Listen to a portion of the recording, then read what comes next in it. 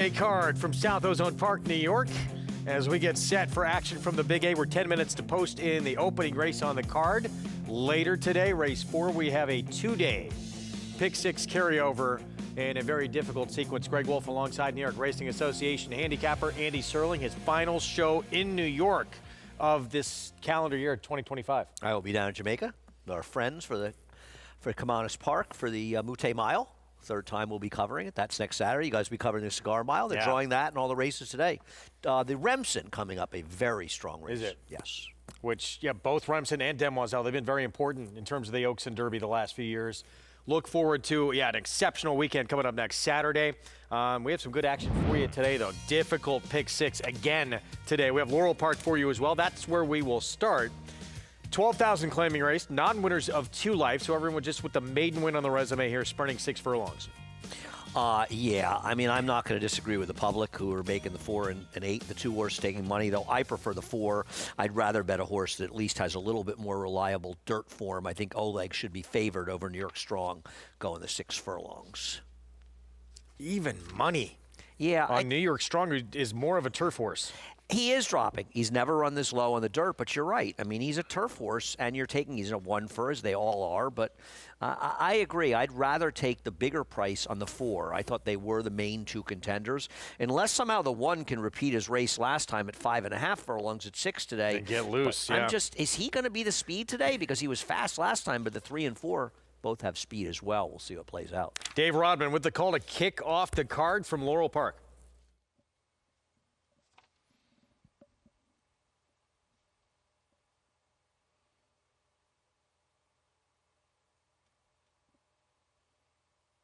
Lined up at Laurel Park.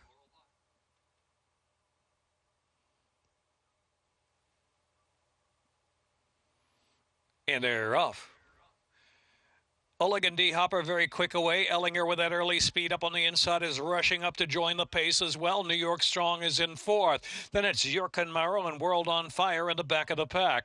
Oleg with Ellinger on the inside. Also D. Hopper's right there in the mix too. So it's Oleg out 3 path. Ellinger on the inside speeds up to put ahead in front. Now the nose to nose to lead from D. Hopper on the chase from 3rd position. Under the 6-back World on Fire. New York Strong has 8 lengths to make up into the far turn, and Jurken Maro trailing the field.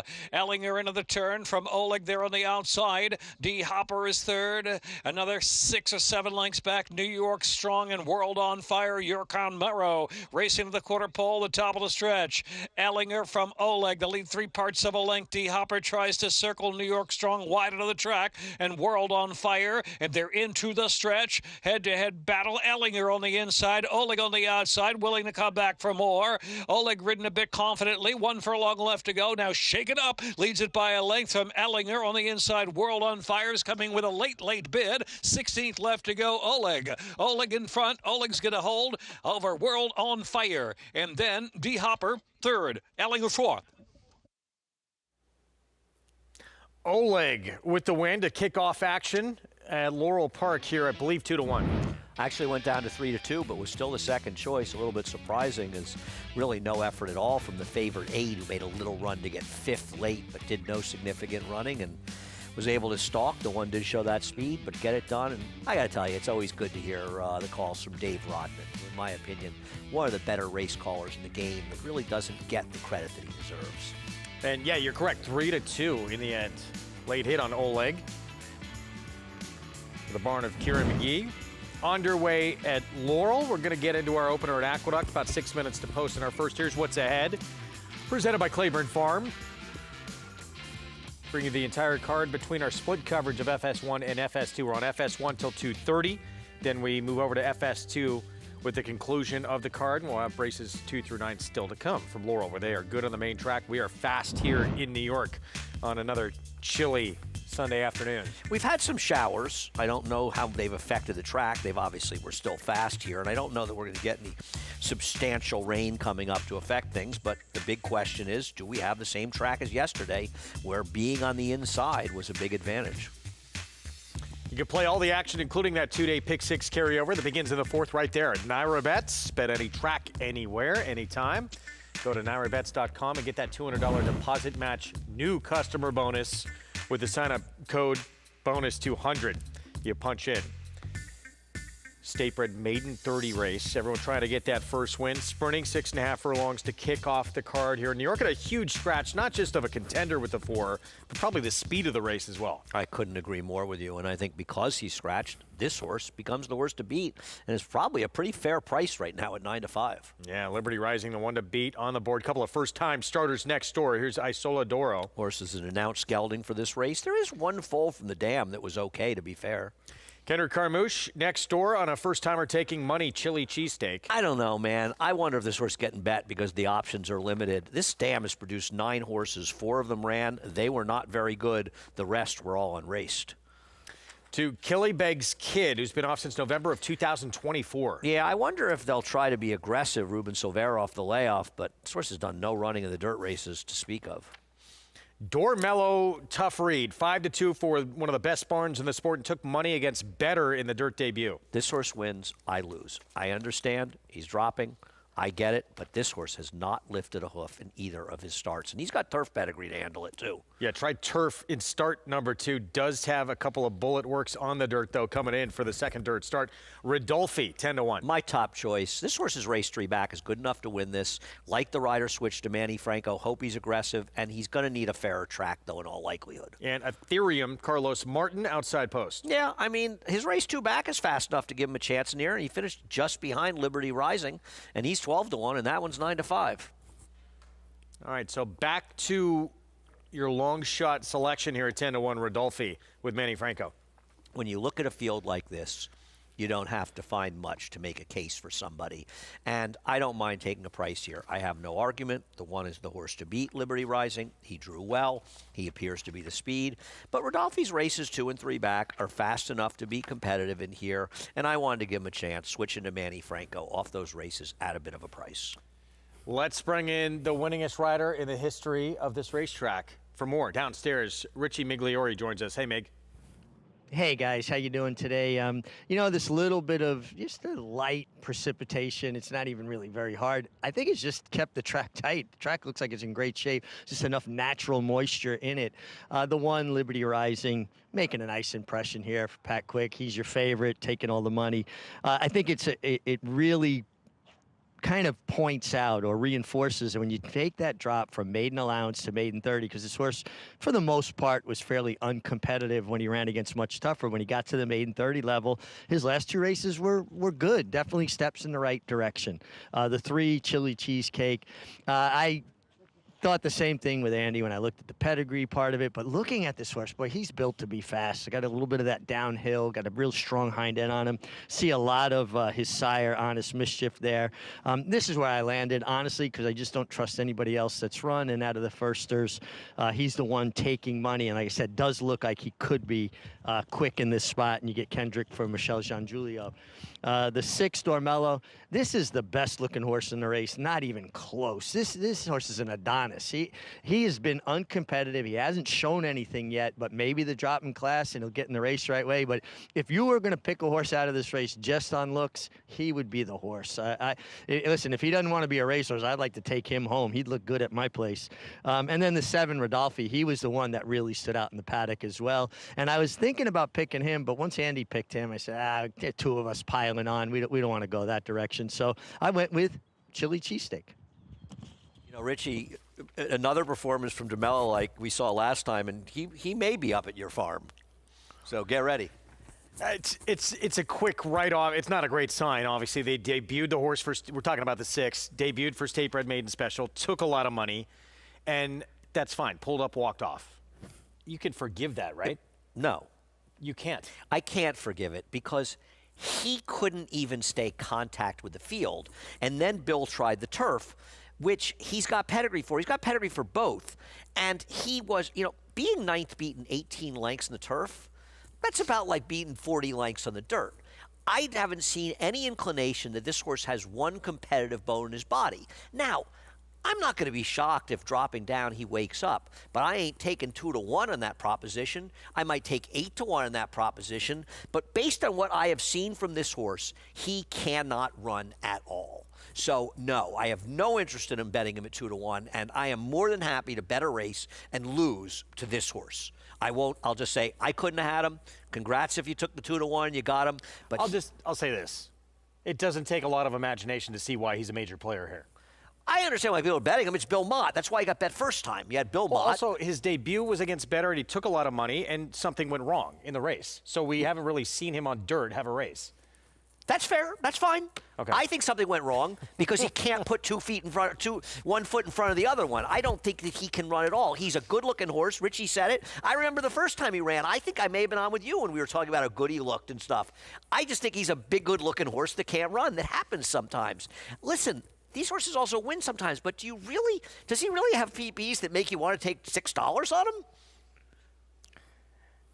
It's a bit short, but this field is a bit suspect, too. Well, let me say something else about him. He's got absolutely no speed. At least my horse, A, can be a little bit forward, and he's almost 10-1. If we have a track that was close to yesterday's, and let's just for everyone who's joining us right now on FS1, talk about how the track was playing yesterday and why that we have to pay special attention to that to start things off today. I don't believe it was a speed bias. I believe it was a bias where you wanted to save ground. Now, there were a couple of anomalous races that collapsed, but that happened because there were 4-horse speed duels that blew all the speeds apart. So the riders started to catch on to what was happening. Yeah, the riders, I mean, there's only so much you can show with weird horses wiring fields on the inside before all the riders are aware of it, and theoretically they haven't forgotten it while they were sleeping. Now, having said that, we could have a completely different track today, and I don't think the weather affected things enough to change things. I almost kind of wished it would, not that I'm rooting for a sloppy track, but this track could be completely different today. It was completely different yesterday than it was on Friday, so why can't it change back? But you have to be aware going in, especially with that pick 6 carryover later in the day. Yeah, again, that begins in race 4. See what happens here. 9-5 favorite, Liberty Rising 0 for 8 to this point, but several races, including a few against Better, that make this one a deserving favorite in this spot. But yeah, considering the way, too, that I guess that's the bigger surprise with Dormello, the 6, considering the way the track played yesterday with how far back he projects to be. Very short he's price. got some decent workouts lately, but he's also worked out well before. Favorite right now. He's all yours at 9-5. And listen, I'm happy to look stupid when he wins. I tip my hat. If you take 9-5 and you cash, good luck to you. Chris Griffin to kick off this Sunday card from Aqueduct here in our FS1 coverage. Let's send it upstairs. Ethereum.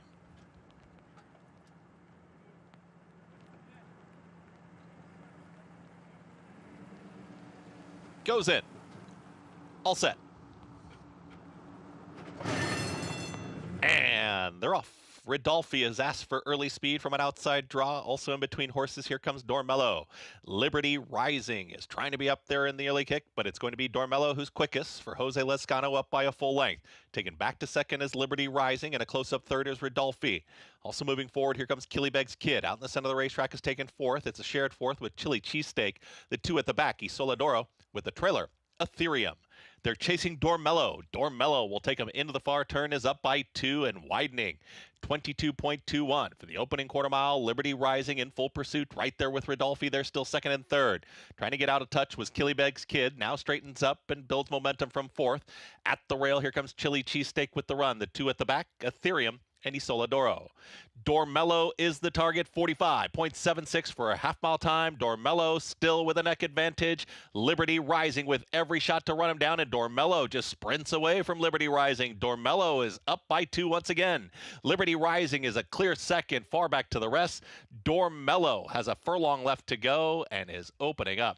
Dormello is approaching the 16th, and Dormello got to the front, and it was over.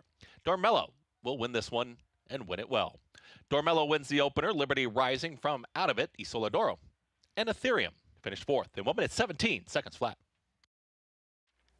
Second try on dirt. Big drop down in class for one of the best barns in the history of the sport. Dormello kicks off the card, winds up going off slight second choice. I'm happy to be wrong about a horse like this. What I want to know is, where the hell did his speed come from? This horse came out of the gate like Seattle Slew and went 22-1. I know the track is fast, but the horse that ran the first 2 times did not lift a hoof.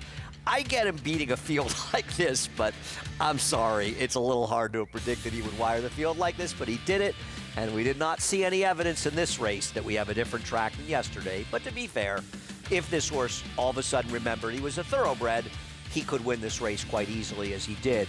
But I'm afraid that we may have the exact same track that we had on yesterday. 6-1, 2-8, couple of big prices underneath, 15-1, 14-1 respectively, but two logicals, the top two choices on the board. Run 1-2 in reverse order. Dormello did at one point become a favorite for a brief moment, but start number 2 on dirt, pulled up in the debut. First time effectively really getting to see him run on a dirt track. Gets to do it against a lot easier. Breaks his mate. I hear you. I'm sorry. I don't know how anybody could think this horse was going to be the speed. I'm sorry. I'm not shocked he won. I wouldn't bet him if they ran the race again. But what the hell could this horse be in front in that kind of pace? I don't know what to tell you. The racetrack, sometimes it's just mystifying. Jose Lezcano for Bill Mott. We're going to take a timeout. We'll be back when we return. We will talking as 2-year-olds get set to try and become contenders for the road to next year's Kentucky Derby with the Remsen ahead. Stay with us.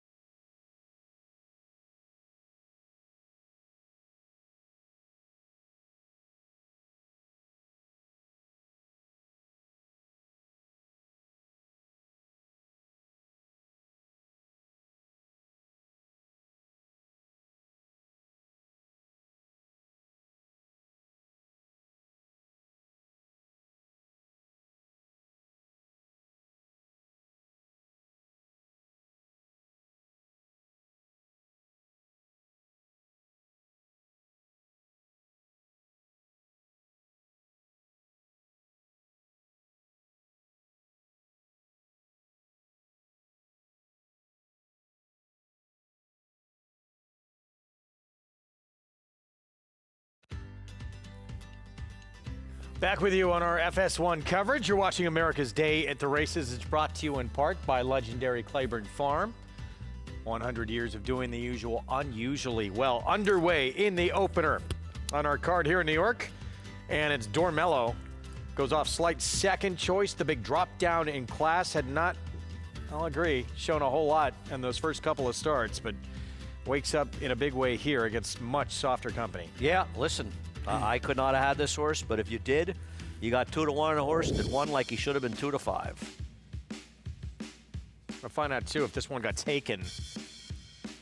6-1, 2-8. But, yeah, I'm not I obviously was not surprised he won. No. Yeah, but everyone, I think, is surprised where he was at the beginning of the race, this forward. Yeah, I'm sorry, but without inside information, it's a little bit hard to understand how this horse blasted out of the gate like this. I Did mean, have a bullet 3 furlong drill leading into it. He had but it worked just, okay in the past. It's not like he was never working okay. And obviously, whatever's going on his first 2 starts, he's a different horse today. And if you claimed him for 30, you might have done okay, but I'm a little worried we're dealing with the same track as yesterday, which in my opinion, would be unfortunate because I think when you have a bias like that in overnight, it's incumbent on us to make sure the track is fair. It's not fair for participants to be running horses on a racetrack where they're compromised simply because of their running style beyond the way the dynamics of the race play out. And we're 1 race in, but one race in, things can change. I agree. It's very fair. We'll get to race 2 in a moment. Pick 4 starts in the second. 7 furlongs, New York bred allowance optional claiming field. Next weekend, though, of course, I know you're going to be out at Jamaica, but we're always very excited about these final kind of big 2-year-old races of the year. And pretty recently, they've yielded some major runners. 2021 edition of the Remsen, Mo Donegal, Zandon, and this battle to the finish. Mo Donegal wound up winning 3rd and final leg of the Triple Crown. Yeah, he should have been disqualified here. In my opinion, there's no question. John Velasquez leaned over. Actually, Rad Ortiz leaned over on John Velasquez, I believe, and sort of put an elbow into him. I think if they ran that race this weekend, he'd be disqualified for that. But nonetheless, came back and won the Belmont Stakes, which unfortunately turned out to be his last career start. Good race. He in early voting, running 1-2 in the Wood Memorial, and Zandon ran 3rd in the Derby. So after a bit of a gap, having a Remsen winner make some noise in the Triple Crown. Mo Donegal in 22, Dornick 2024, both winning the Belmont. Well, we've seen some very good Remsens in the past, and we've seen some mediocre ones as well, but we've seen some good ones lately, that's for sure. Well, this year's edition, take a look at the probables that are expected to line up. We mentioned Talkin', some other big names that are interesting that we're going to see, but this is the group we're looking at for next Saturday at 1 1/8 as his first opportunity for 2-year-olds to go this distance. Yeah, and Paladin, they have him winning. He finished 2nd behind Renegade. They disqualified Renegade, and rightfully so. He fouled him at a key stage of the race, but they both ran very, very well in here. I think Paladin's a very expensive horse, right? Is it $1.7 million or something for him? I think he's really expensive, and both of these could be real players going forward. It's going to be a very, very good race. I'm going to guess a stronger race than a race we'll go over a little bit later on the card, yesterday's Kentucky Jockey Club. Who had, a superstar on the rise, many believe, but who sunk. He won, but he didn't come out of it backwards. quite the same reputation. Yes. See who steps forward in this one. So those two get reunited, and then for Danny Gargan-Talkin, who won the debut. We saw him win at Saratoga at 7/8, goes to the Champagne, and distant second behind Napoleon Solo, ran lights out in the Champagne. Yeah, Danny Gargan, his trainer, will be serving a 10-day suspension from HISA after the Remsen. And he got a very good trip to win first time out, but he did it going 7 furlongs. And while the second horse may run better, he came back with a huge win in a subsequent start at Churchill after trying the Champagne, where he had trouble at the start. He was picking up pieces for second, but he still ran well, and his closing running style, we'll see if he's as effective going the 2-turn 1 1/8 as distances stretch out. And listen, Danny Gargan has won this race a couple times in the past, and one of them came back and won the Belmont Stakes. Look forward to it. That is coming up on our Saturday action next week on Cigar Mile Day, our real last huge day of the year. And sorry to miss it. Big for, they love you in Jamaica, I understand. I love them in Jamaica. Here's the lineup for next Saturday. Don't worry, I'll be in the simulcast area at Caymanas Park, which is great. The big Naira on the big screen, a big crowd of fans. It's great. But yeah, it's going to be a very fun day of racing big fields for both of those New York Stallion Series races as well. And of course, the newly named Elite Power. And after the champion sprinter, Cigar Mile Field looking extremely strong as well. So we look forward to that coming up next weekend, but we still have a lot to get to close out this week's action with a double pick 6 carryover still to come. One race in, it's Dormello, Newfound Speed, with a drop in class to kick off this card. Bill Mott, Jose Lozcano, Dream Maker Racing, Bruce Lunsford, your winning connections. 6-1-2 finish. Race number 2, 7 furlongs in this New York bred allowance optional claiming group. And K-Cup, one of the shortest prices we're going to see on the card today. Yeah, and if she can bounce back from her last race and run her good race, though she maybe managed the track, she's the one to beat. Bruce Lunsford, here's some trivia for you. He did something that Dale Romans is now trying to do. Bruce Lunsford ran against Mitch McConnell. Now, Mitch, of course, won't be running, but ran against him for that Senate seat, I believe, 3 elections ago. Finished close second to him. Bruce, a good guy. Always happy to see him win. We're going to be keeping our eyes on Dale Romans, how he does. We will. We're going to take a timeout. We'll be back. We'll get to race 2 to kick off this early pick 4 when we return. A lot more coming up from Maryland as well. And Rasho de Paz having success wherever he goes. We see him a lot in New York, Maryland as well. Stay tuned. A lot more coming up on our FS1 coverage after this timeout.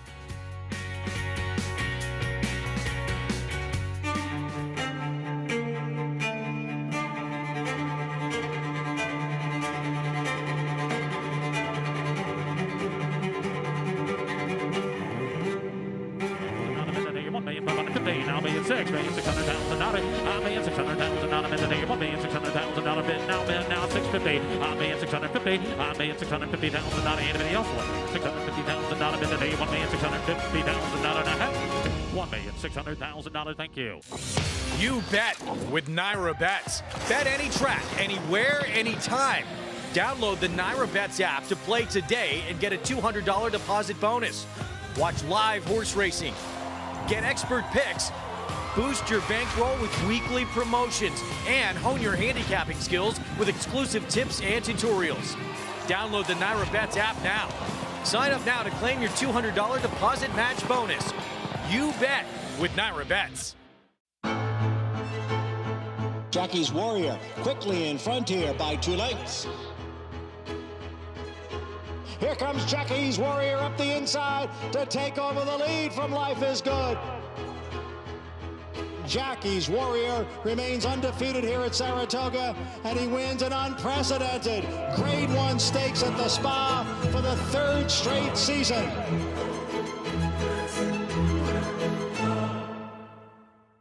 RaceLens is the most in-depth product in horse racing, with unique features found nowhere else. True odds, predictive analysis, and pace projection. RaceLens. It will change the way you follow horse racing and take your game to the next level. Weekends are for winners at Naira Bets. Opt into the Late Pick 5 hit and split bonuses to claim your share of $5,000 every Friday through Sunday. $5,000 hit and splits every weekend when you bet with Naira Bets. Back with you on our FS1 Sunday coverage here on America's Day at the Races. It's brought to you in part by America's Best Racing, making the sport easier to follow. Explore stories, betting tips, and race day insights at americasbestracing.net. Race 2 starts the early pick 4, and race goes through this filly right here, K-Cup. 2-time winner, former stakes winner for Jorge Abreu. Let's go downstairs to Mig. Yeah, Greg, and we'll start with the 4, but we'll get to K-Cup. Embraceable gal.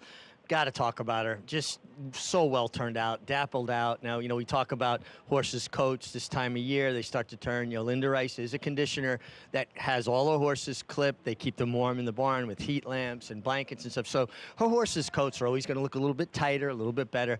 But, boy, she's got a lot of size and scope to her. Everybody's got their idea of what they think a horse should look like, and she checks a lot of the boxes for me. A braceable gal, extremely well turned out.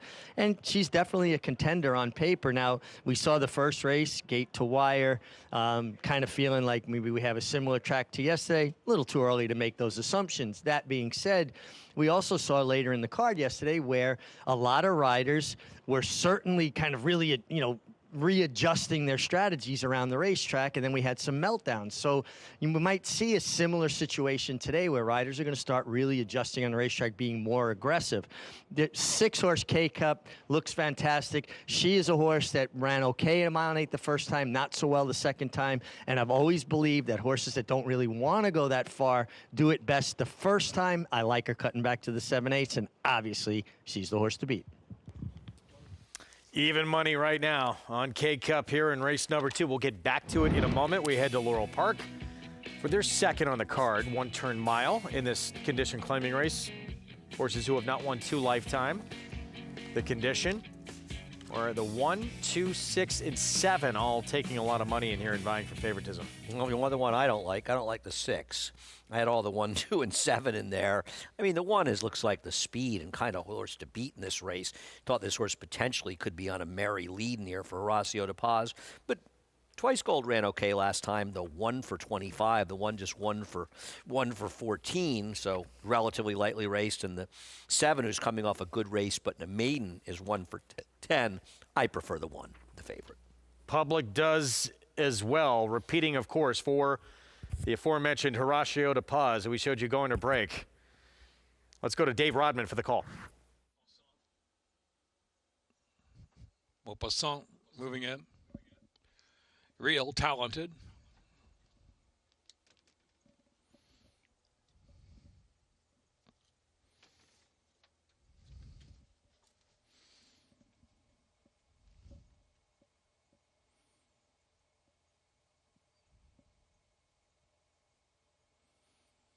And they're off. Return fire sent out of the gate from Real Talented. Twice Gold is up there. The white blinkers with early speed as well. White Blue is in fourth off that trio. Then to the inside, repeating, of course, improves a spot. Maupassant settle on the outside, 5 or 6 lengths from the speed. And trailing the field is Uncle Gray. Four-way battle down the backstretch. Up on the inside, repeating, of course, rushing up now to contest the lead. Repeating, of course, from Twice Gold by a head. Real Talented right there, 4 deep of the track, and Return Fire is in the mix as well. And so they're 7 lengths back. Uncle Gray tries to pick up from the rail from the back. White Blue and Maupassant trailing the field. Heading into the far turn, 4.5 furlongs left to the second wire finish. Into the turn, repeating course, working hard in the lead with Twice Gold right there. And Real Talented out 3 deep of the track, keeping pace at this point. And then Return Fire retreats a bit. Uncle Gray is next, and White Blue Maupassant is trailing the field. 3/8 of a mile left to go. Second wire run. Twice Gold just in front from repeating, of course. Real Talented still there with a shot, 3 deep. And then Return Fire is fourth. The others have to pick it up. They turn for home. Twice Gold. Twice Gold repeating, of course, on the inside game. Real Talented is driven toward the middle of the track. And then Return Fire is fourth. 3/60 left to run. Twice Gold in front. Twice Gold just holding from repeating, of course, and Real Talented there on the outside. Picking up late on the scene is Maupassant, but moving into fourth. 1/8 of a mile left to go. Twice Gold and Real Talented to settle it. Twice Gold to 16th left. Second wire run. Looking for the second wire and desperate. On the outside, Real Talented. Real Talented. Real Talented and Twice Gold.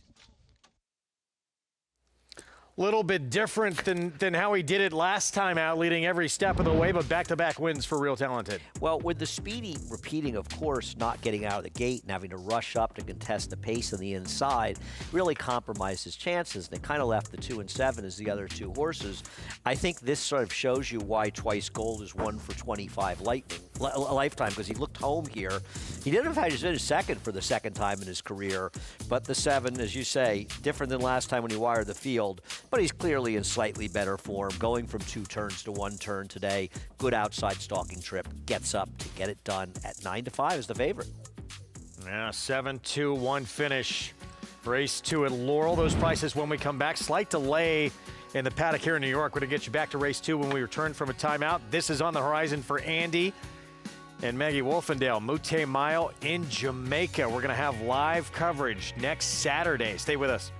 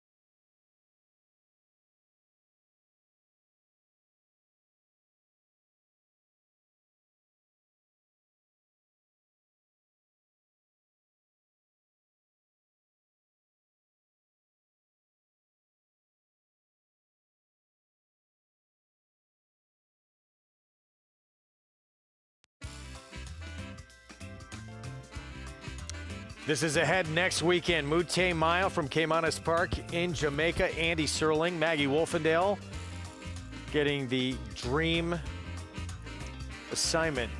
Your third year in a row? Yeah, and I'm telling you, I think Maggie's going to steal my thunder there. I think that they're going to really be excited to get Maggie there, you know. We had Rajiv, we had Acacia, but now Maggie heading down.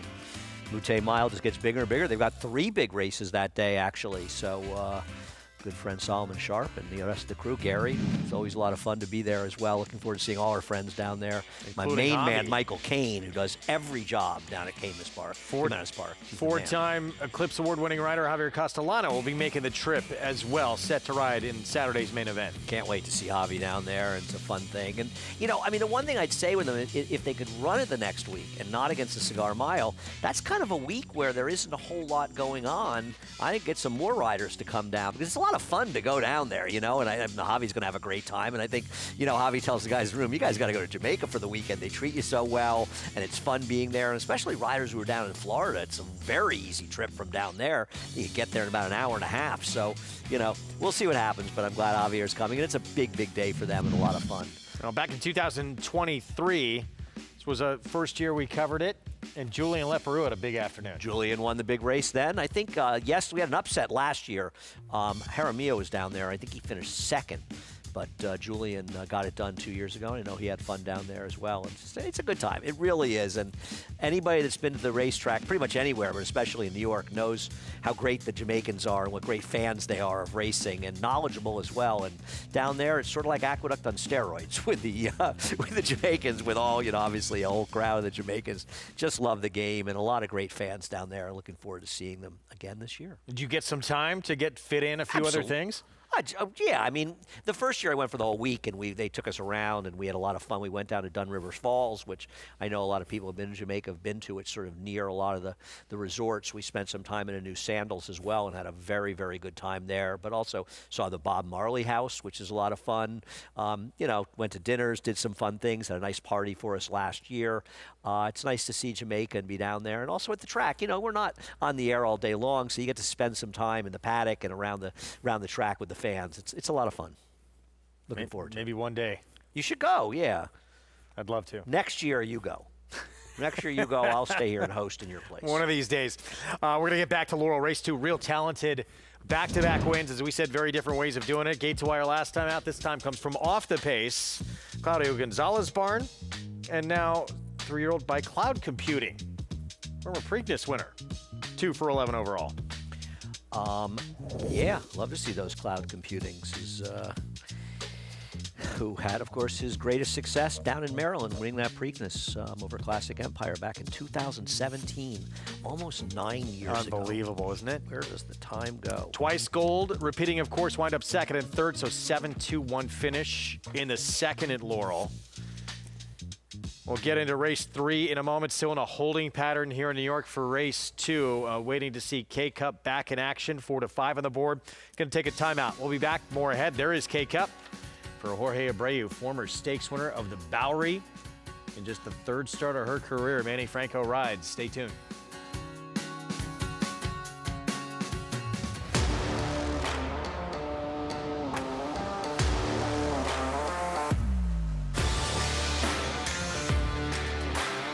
The lead belongs to Epic Ride. He is showing them a clean pair of heels.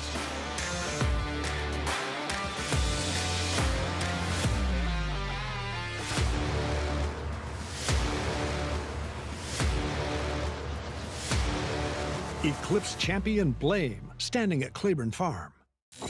You bet with Naira Bets. Bet any track, anywhere, anytime. Download the Naira Bets app to play today and get a $200 deposit bonus. Watch live horse racing. Get expert picks. Boost your bankroll with weekly promotions. And hone your handicapping skills with exclusive tips and tutorials. Download the Naira Bets app now. Sign up now to claim your $200 deposit match bonus. You bet with Naira Bets.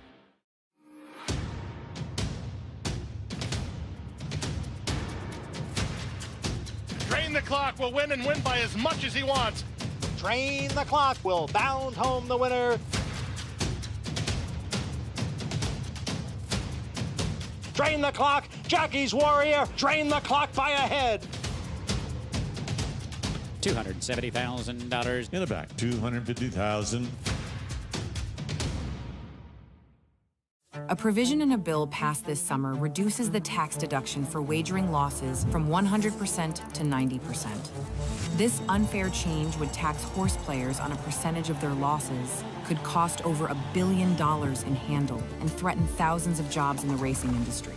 That's why the NTRA is fighting to pass the Wager Act, a new bill that would restore the deduction to 100%. Tell Congress to pass the Wager Act. Visit ntra.com/wager. That's the only thing I ever wanted to do in my life.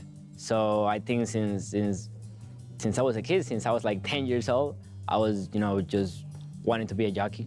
Jockey Luis Rivera Jr. got his start at a young age where he attended jockey school in Puerto Rico. It was a nice experience because you get to start all the way from the bottom to the top, like from walking horses all the way to breezing horses. And it showed you a bunch of stuff in the game, being from a country that has like a lot of good riders. It makes you feel awesome, being part of the leagues of jockeys, My whole life, I always wanted to come to the United States. No matter what track I'll be riding in, I just wanted to come to the United States to ride. Since I started watching racing since I was young, my whole life I was aiming, to be here. Can Lady Milagro get there? A 16th to go. It's Lady Milagro. She's still up by 2.5. Lady Milagro at 51-1. Lady Milagro, Luis Rivera Jr. pumps his fist. 51-1 shot in the autumn days. As soon as I passed the wire, it was the greatest feeling of my life because winning a stake is another feeling than winning any other race. Right after a while, whenever I stopped the horse, I took a moment just to look at the sky and thank God because, man, it was a long way to get here, and it feels awesome. Rivera Jr.'s dream was to be a jockey at a young age, and he had some strong jockey role models to learn from. I grew up next to the track, and my dad was a jockey, but every single day after the races, he called me because, he rides from Monday to Thursday. So whenever I'm riding, he's free, and the only thing he's doing is watching my races. And after every race, he texts me, oh, you did this good, you did this bad. He always trying to teach me how to be a better jockey after every single race. The best feeling is riding with your dad. No matter if you got the worst horse in the race, it's another feeling to ride with him. That was the best thing in racing. I have won stakes, I have won a lot of races, but I just want to beat him. That's all. I just want to beat and show him who's the best. I already knew this is what I wanted to do since I was a kid. So I know this is my passion. I can't imagine being more than a month without riding horses. This is what I really like. I really like the adrenaline whenever the gates open. I like the adrenaline during the race. I like the adrenaline in the turf races whenever you're swerving in and out horses. Is another feeling. Maybe I haven't achieved all my goals, but at least I made it. One of my goals since I was a kid was to become a jockey, and right now I'm living out of it, so it feels great. It feels amazing. Strong bond with Dad, who he talks to after just about each and every race. See what he did right, what he did wrong. This is his mount in race 2, Ariana Rye, Luis Rivera. Horse who's been off since early April. Yeah, I know Louis is a good kid. I root for him to do well in here and like to see him do well. And obviously riding a long shot in here, a horse that's coming off a layoff we haven't seen run since April, almost an 8-month layoff since there. An horse that can be forward. We'll see, though, is the 3 Bam's Bliss Kiss going to be the clear speed? And obviously we're in a holding pattern. To be honest with you, we're not really sure what's going on here. It cannot be a weather situation because there is nothing going on as far as weather is concerned. And we're in the dark as to what's going on in here. But for some reason, the riders are not coming out. And clearly the horses are ready and everything else is ready to go. But the riders have not come out. And what exactly is going on, perhaps we'll find out or we can find something out. But right now, we have absolutely nothing to report to you. Yep, so just one race in the books, waiting on the start of this early pick 4 with that double pick 6 carryover still to come. And K-Cup awaiting a chance to be the 3-5 favorite here in this second race. Of course, next Saturday, again, we talked about the 2-year-old races. Remsen, Demoiselle have both played integral parts to the Oaks and Derby the last few years in here. But, of course, the big one, Cigar Mile. Looking at an interesting field that is going to line up Phileas Fogg, who likes to be forward, going longer, cutting back to a mile. Crazy Mason, who likes to come from another zip code, sprinting from off the pace, stretching out to a mile. And then Rated by Merritt, who's never lost, kind of the new face in the mix. Ran a very big figure last time. Now, I think there's an argument that the racetrack may have helped him at least a little bit in this race. We had an extreme inside bias the day before. It sort of mitigated as the day went on. This was Champagne Day, but I think it helped him a bit. But he's clearly a very talented horse. Just has to be able to stay on the racetrack. That was his first start in quite a while. He missed all of the big races this year after going undefeated down in Gulfstream.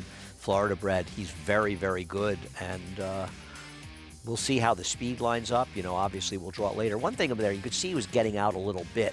He didn't get out as badly as he's gotten out in the past. He is a horse that can get out a little bit in his races as he drifts a little bit late, but he kept a little bit stronger. This is the first race for trainer Chad Brown. You see him wearing Vinnie Viola's St. Elias stable silks in here. He's 5 for 5, and he's probably the big dog in here, and those races are being drawn later. The final for Saturday's card is out. We'll be drawing probably within the next hour or so, and hopefully those PPs will be out not too long.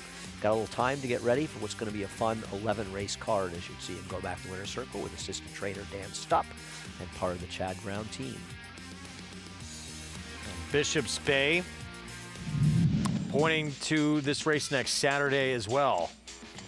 Who's had some good moments in his career. He has, and he got up in this race to get it done. This is, I think, the 49er, the prep for this race. I believe he's been subsequently sold since that race. He has new connections and quite a record, and we'll see what he does. I imagine after this race they're planning on heading over the Middle East, maybe Godolphin Mile, and obviously they'd like to win this race as well. So look at that field slate again to see some of the others, to see. There they are. Crazy Mason, deep closer, one of your favorite horses. Pentathlon has really gotten his act together for Shug. 91 buyer and a win last start. Showed last time, and he's not just a Saratoga horse. Because before that, all his good races had been up there. It may have just been random. And Phileas Fogg, who disappointed a bit not winning the Woodward in his last start in the small field, but he's had some very, very good races this year. A bit of a horse that's been involved in some controversy as well. Can he be as effective at a mile? We'll find out. You know, we'll see. Is his speed really that kind of two-turn speed, or can he use it a mile? A very interesting horse, because I don't think he's as fast early as Rated by Merritt. I think that's sort of a statement of the obvious, but he's not an untalented runner. So an interesting race going forward. Not sure how many actually entered in the race. And you talked, let's go back to pentathlon for a moment for Shug McGahee, Phipps Stable, St. Elias and company, and yet 2 wins where he was just a totally different horse. Most notably that maiden win at Saratoga. But then, as you said, finally able to show he can win outside of the Spa with his victory back on October 24th. Yeah, and you know, he's run some pretty solid figures. He's going to have to get faster to win this race, but he's an improving horse for a very dangerous stable, and for me, I just love seeing those Phipps Silks. You know, they have been such a big part of racing in New York for even longer than I've been around, going back to Bold Ruler and Buck Passer and so many good ones. But when I think of, you know, some of my favorite horses and the best horses I saw, Easy Go or Personal Ensign, Inside Information, Heavenly Prize, but I'm not even beginning to scratch the surface of the number of great runners from that stable. I love seeing their horses because they do kind of harken back to a time that's kind of gone in this game when the families and the owners, the stables, ruled racing. It just isn't like that anymore, but the Phippses are still around with some runners, not necessarily as powerful as they once were, but I just love seeing those black and cherry silks. Yeah. But as you said, even though talented horse, he's shown it, but he'll need to be at his best and maybe take a step forward to contend on Saturday. Eventually, you got to put up or shut up, right? He's run out of conditions to run in. He's going to have to run in stake races, and he's a New York-based horse, and Shug's going to run in here. And listen, you know, maybe a little weather. He is a horse that's handled a wet track before, so who knows? Maybe if it gets wet, maybe he can run in there. And he's certainly not a 20-to-1 shot in this race, but it's a pretty strong field. Rated by Merritt is very fast. We'll see. Acid test for him as well, though. Yes. 5 for 5, perfect record, but different kind of company he'll be facing for some of the horses he'll be seeing on Saturday. A lot of history And that's Cigar Mile. That had some incredible runnings before it was named after the horse with that incredible win streak. Yeah, no, the Naira Mile for so many years, a race we started in 1988, the first one run during the jockey strike, 49er winning with William Fox. And then the Cigar Mile after. I mean, it was the second win in the streak for Cigar. He had had a prep win at a mile and allowance race. Mike Smith took off him to ride Devil Is Due, who finished a distant second. Jerry Bailey picked up the mountain. As they say, the rest is history. And it was quite a history. So that's coming up next Saturday when Andy's off to Jamaica. We're going to have the third at Laurel when we come back. Still a delay here for race 2 in New York. Third from Laurel, approaching the 4-minute mark to post. Mile and 16th. Starter optional claiming race, and Rousey Express, the 3, the current favorite for Jamie Ness.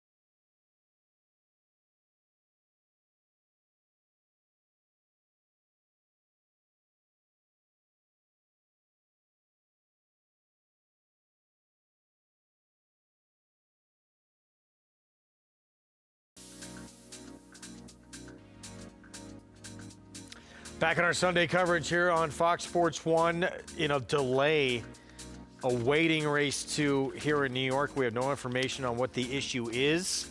In the meantime, we're going to head to Laurel. Race 3 is a minute to post here. And the starter optional claiming event, mile and 16th, as we take a look at Gervinized for Ferris Allen. Yeah, coming in from Penn National to try to get it done. I preferred others. He has no speed. Super apprentice. She has no speed. Yet Sid Hazelwood on board the 1. Pam, Jamie Ness Barnes speed. Horse to beat and the horse to catch. 8-5 favorite next door, Rousey Express for Ness as well. 1 of 2 for Jamie Ness, as this horse has gone the mile and an 1/8 distance. This is a mile and 16th today. Cuts back a little bit. Obviously a major player. Both Ness horses the ones to play, but the 2 has more speed. Turf back to dirt for the 4 who went by Atlas Strong. Blinkers on, and here's Bay Street. Yeah, I think Atlas Strong is not impossible getting back to dirt. Bay Street, to me, is more of a turf horse and not good enough on dirt.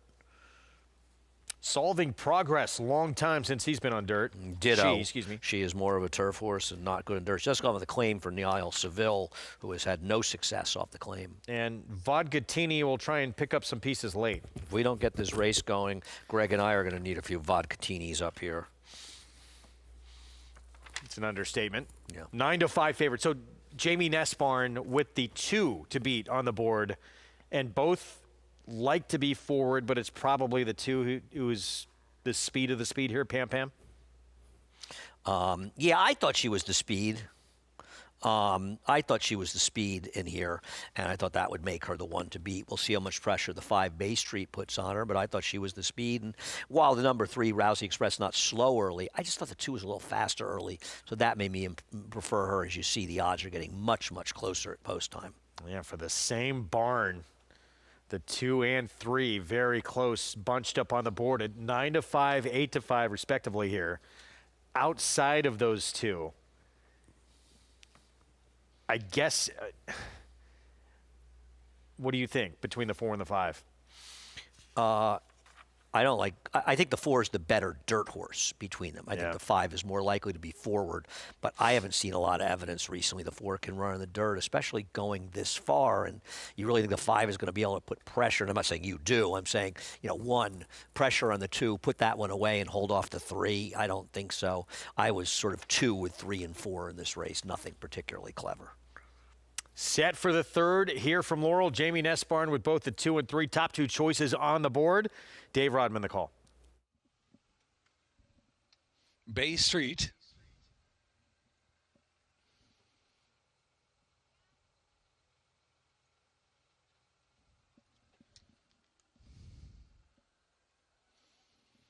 Chibak. Solving Progress. Vicatini.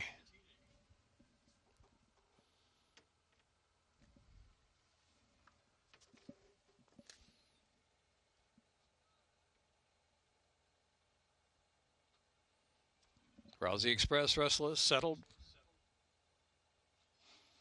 And they're off. Good break for Rousey Express. The outside Vodka-Tini's asked for early speed, but caught wide. Here's Gervin from the rail, scooting on through, and Gervin just cut that corner for the inside draw. From second now, Pam Pam. Rousey Express is in 3rd. Atlas Strong inside in 4th. Bay Street 5th. Solving Progress and Vodka-Tini as they round that turn and they pass the 7/8 pole. It is Gervin leading the way, and carving out the early fractions. Gervin by a length, going a solid pace up front. Pam Pam is racing second. On the outside, Bay Street moves forward to 3rd position. Rousey Express is in 4th, just off the inside. Atlas Strong is kept close there, only 4.5 lengths off of Gervin. Back to Solving Progress and Vodka-Tini. 5 furlongs left to run. And it is Gervin Yedzit Hazelwood opening up a 2-length lead. On Pam Pam in 2nd, Bay Street 3rd. Rousey Express has dropped back to 2nd to last. On the inside, Atlas Strong tries to pick up under a ride. Atlas Strong is 3rd. Gervin Pam Pam 1-2 into the turn. Atlas Strong keeps trying from 3rd position. Then Bay Street weakened up and followed by Solving Progress at Rousey Express to 2nd to last position. Vodka-Tini is trailed throughout. 2.5 furlongs left to go. Gervin still there, trying to hold sway from Pam Pam, driven on the outside. And Atlas Strong still got a big shot. Atlas Strong going to switch to the far outside for the stretch drive. Gervin Pam Pam hook up head-to-head upper stretch. Off the inside was Atlas Strong, but to come back toward the inside, though. Wide open inside for Atlas Strong to try to quicken on through, but Pam Pam's in front. Pam Pam, 1/8 of a mile left to go. Gervin tried hard every step, but 2nd to Pam Pam. Atlas Strong is 3rd. They're close to home. It's Pam Pam and Martin Chuan to win by 4. Pam Pam over Gervin who held 2nd. Atlas Strong 3rd. Rousey Express 4th.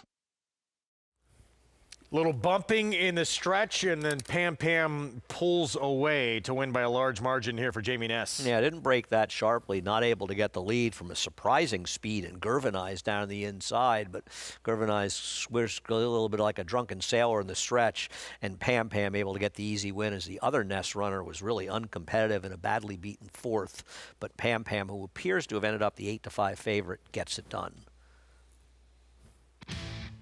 5th career win for this 4-year-old filly.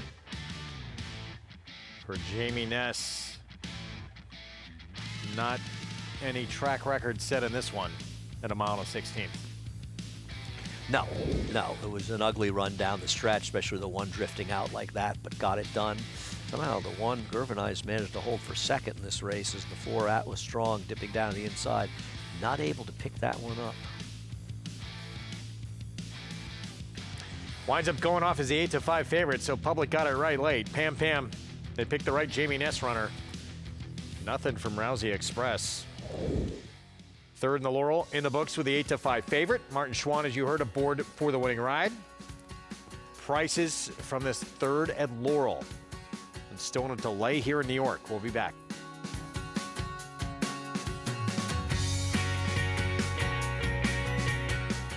City of Light, multiple Grade 1 winner, who posted 7 triple-digit buyers, stands to continue the legacy of his sire, Quality Road, with graded stakes winners, Menti, Chop Chop, and Formidable Man, sire of multiple Grade 1 winner and champion 2-year-old Fierceness. A powerhouse win. City of Light, a proven sire in the making, standing at Lane's End Farm. Say hi to our new stallion, Highland Falls. From his winning debut to that spectacular Jockey Club Gold Cup. It is Highland Falls. He wins another one, this time the Jockey Club Gold Cup. Even his buyer was high. The race his sire made his own by a widening 4 lengths. A host of Grade 1 winners far behind. High and goodbye. Running a 107 when second in an All-Star Whitney. The rise and rise of Highland Falls. High class, on the track and on the page. This is his dam, winning the Acorn and then the Distaff. Going on to take the distaff. Aim high. Breed to a well-bred son of Curlin. Highland Falls, new to Darley. Now's the time to subscribe to the Naira Bets YouTube channel. Join Matthew DeSantis and Kaylee Shapiro for stakes previews, in-depth analysis, and handicapping strategy and tutorials. Subscribe to and like Naira Bets on YouTube. Racetrack Television Network brings you every race, from every track, on every screen, every day. With monthly packages starting as low as $5, RTN gives you great value and access to more live HD streaming and race replays than anyone. Visit RTN.tv today to sign up and watch on almost any device, including Roku and Amazon Fire. RTN has packages that start at $5 per month.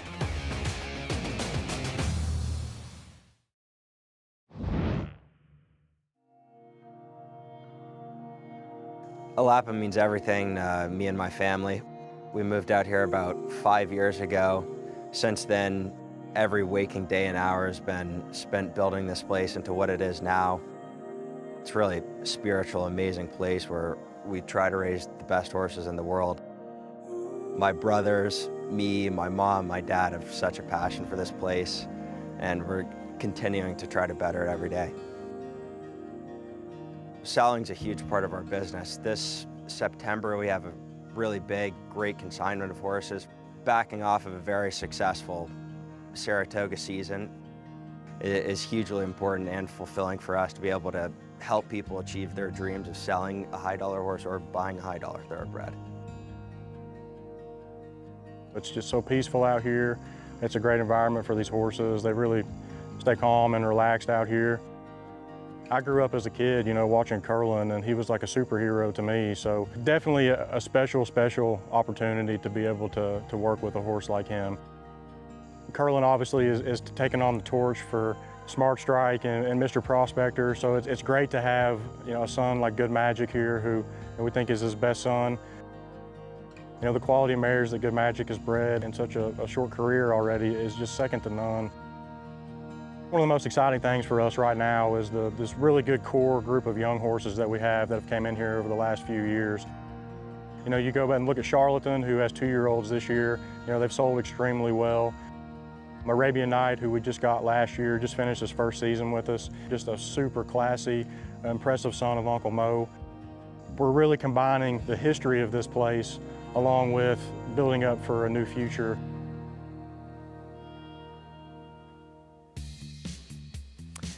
Back with you on our Sunday coverage. Our program brought to you in part by Hillendale at Alapa. As we're still in the holding pattern and unaware what the issue is here for this second at Aqueduct with the return of K-Cup here for Jorge Abreu. So as soon as we find out more, we will let you know. As we go back to Laurel, it's Pam Pam. For the Jamie Ness barn, Martin Schwann aboard for the victory here. And Gervanized. They come together in the stretch. Gervanized comes out a little bit, and then Pam Pam takes off. Didn't have the speed you expected to see, but was able to stalk and get the job done as the other nest didn't run 8-5, getting it done. Let's move on to the fourth. And 6 furlong sprint. And I just want to say I'm sorry we don't have any information to tell you what's going on here. It's frustrating for everybody here. Yeah, again, as soon as we hear anything, we will pass that along into what the issue is for this delay here in New York. So restricted race coming up for 3-year-olds and up. Maryland bred or Maryland sired, which have never won a state bred stake. I do want to say I'm watching horses let out of the paddock for this race. So the horses for race 2 have been let out of the paddock. As for this Laurel race, Great Heavens, 5-2 current favorite on the board. The problem with the number 4 in this race, Great Heavens, is just doesn't win. He's got 3 wins in 26 starts, 14 seconds and thirds, but obviously has also run plenty of fast races. But this is a more competitive race, I think, than we've seen the last couple of races. All right, we'll have more on that race at Laurel in a moment. And yeah, we are just in the dark here as to what is happening in terms of this delay. So we will keep you posted. This race set to kick off this early pick 4, and as we're getting on into the day, daylight becomes a bit of an issue. Right. I mean, at this point, I don't know what we could do to run. This is almost post time for race 3. I don't know what we could do to run a full card. I don't know if the horses left the paddock for the second and we're canceling that race and we're running the rest of the card. We just don't know anything. And we apologize. It's obviously frustrating for you. It's frustrating for us as well. You matter more than we do. But if we had information to give to you, we would tell you. But we're not getting any. Nobody in our truck knows, and nobody up here knows. All right. In the meantime, while we try and get to the bottom of this, we will take a short time out. We'll be back. We'll have more from Laurel coming up. 17 minutes away from that 4th at Laurel, holding pattern here in New York. We'll be back.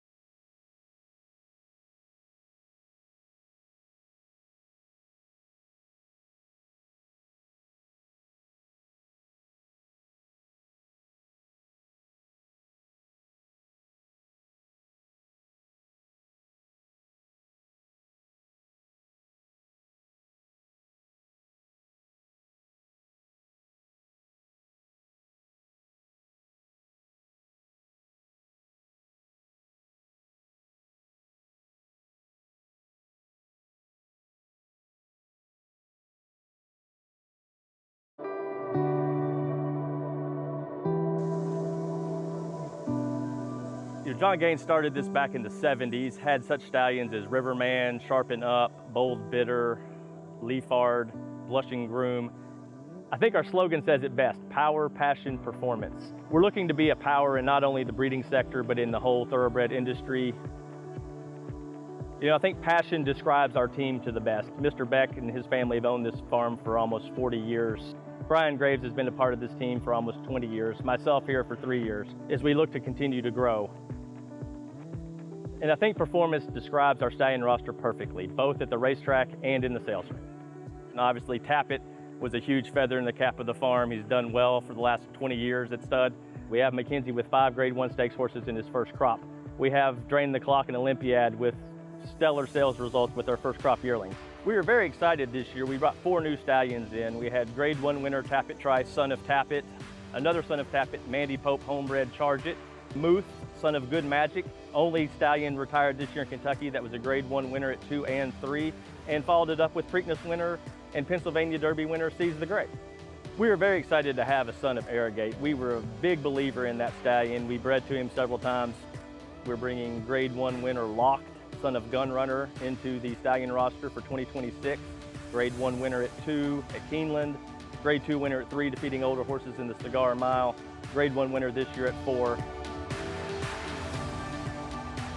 You know, Brian Graves, Anthony Beck, myself, and the rest of the team here, we look for these horses that are going to hopefully be breed shapers and trying to continue to grow the stallion roster here at Gainesway.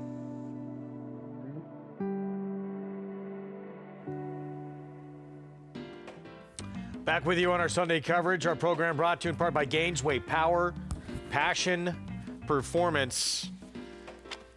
As 12 minutes away from the 4th at Laurel, that 6-furlong sprint. Get a look at the current odds for that race here in this 6-furlong event. Restricted race, 3-year-olds and up. And Great Heavens still hanging on there at 5-2. Intrepid's Legacy, though, taking money with Yed Sid Hazelwood, an apprentice who continues to turn heads. Second off a short layoff. And a horse who figures to be forward with the number 5, Metagoosh. That's a play on words if I ever saw one. Who was working at the Jockey Club the day they allowed that name? Probably the same one when they allowed Gas Station Sushi. Yeah, but it does feel like the 6 could be forward in here. I wasn't a big fan of the 7. I kind of want to take a little shot with the 7 all the hard ways on the turnback. You know me, I'm a sucker for a turnback as this horse cuts back in distance. And this trainer actually has very good numbers with turnback. 13 for 60, 22%, $2.04 ROI with over 50% hitting the board. That would be John Robb. Jerry Robb, yeah, all the hard ways. Yeah, last time sprinting, 74 Buyer had the lead in the stretch, got caught late, but a very good effort. Intrigued by that one as well. So that's the 4th at Laurel. That one's coming up, approaching the 10-minute mark to post. Still track labeled good out at Laurel for that 4th race to come, which will kick off the Chesapeake 6 in their pick 6 sequence. And we are waiting for an announcement on our card today. I think people can sort of figure out what's going on. Yeah. Not that we know what's going on. Yeah. We're the last to know. Still waiting official word of what is going on. It's been posted on our simulcast feed now that the card has been canceled. Let's go downstairs to Mig for more. Yeah, guys, from what I've been able to ascertain, I spoke with Braulio Baeza and Cody Watkins, 2 of the stewards, that the card is canceled due to a dispute between jockeys and management, which is quite disappointing. There will be an official statement out later this afternoon, kind of explaining the intricacies of this. I'm quite disappointed personally as a former rider. Have horses here in the paddock for the 2nd race, and something that you couldn't maybe talk out at a different time and disappoint our fans, our horsemen, and everybody that supports and loves this great game here in New York. But there will be an official statement out in a little while. We're disappointed. I'm sure everyone watching and who's a fan of the sport and tuned in and wanted to see this card today is very disappointed too. We don't have more than we can tell you at this point. Anything I say will just get me in trouble. We're going to take a timeout. We'll be back. Card canceled for this Sunday afternoon here in New York. Short timeout. Waiting to hear what will happen from here with our program. We'll be back.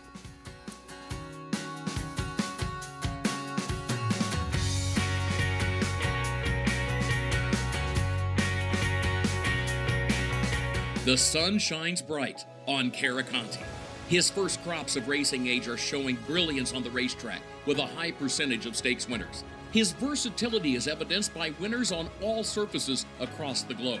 It is all she feels pretty. Yet another grade 1 for this magnificent daughter of Caraconte. And his offspring are lighting up the sales ring. $300,000, Emma, thank you. Caraconte, standing at Gainesway. You bet with Naira Bets. Bet any track, anywhere, anytime. Download the Naira Bets app to play today and get a $200 deposit bonus. Watch live horse racing. Get expert picks. Boost your bankroll with weekly promotions and hone your handicapping skills with exclusive tips and tutorials. Download the Naira Bets app now. Sign up now to claim your $200 deposit match bonus. You bet with Naira Bets. A dynasty in motion, reshaping the sport's greatest tradition, channeling the legends of his line and surpassing them. 4 of the last 6 Derby winners carry his genes. A Golden Son, a Horse of the Year. Another chapter written beneath those iconic spires. Derby dreams fulfilled for the titans of our industry. From authentic to sovereignty, a legacy both real and supreme. Into mischief.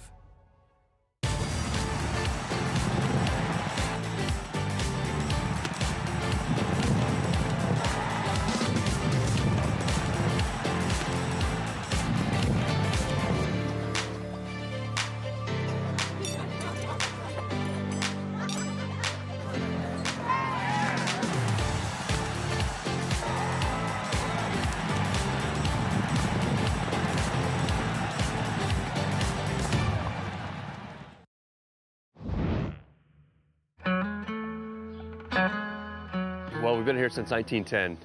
Started here with my great-grandfather. They moved the operation from Virginia to present-day Claiborne in Paris, Kentucky.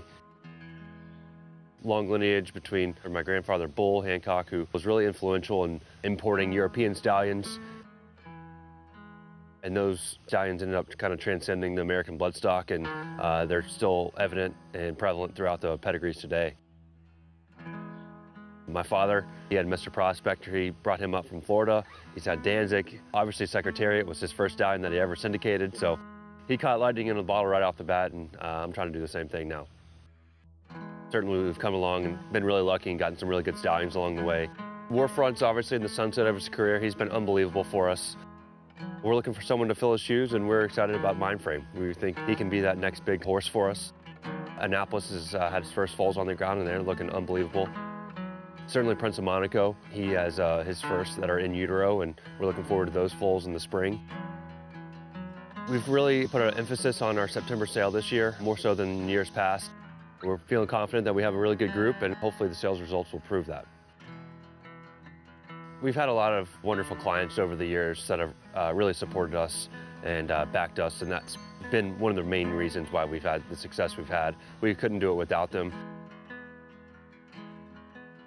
It's hard to be in business for 115 years if you're not doing things the right way. Our motto is do the usual and usually well, and we've always felt like if you take care of the horse is going to take care of you, and we've certainly been lucky in that regard.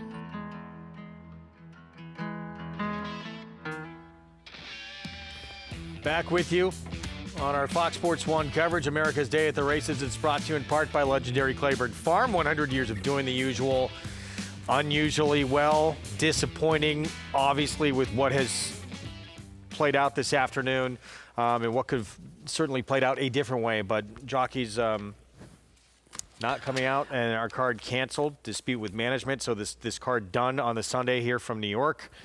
We all would have liked this, seen this go a different way. Well, the people who get punished here are you, the players, you the owners, you the horsemen, and either we're all in something together or we're not. And it appears to me that one of racing's biggest problems is there are too many factions in racing that don't see this as a group effort. That's all I'm going to say, because anything else I say is going to get me in trouble, because I'm extremely angry and I'm disappointed, as I know a lot of you are as well.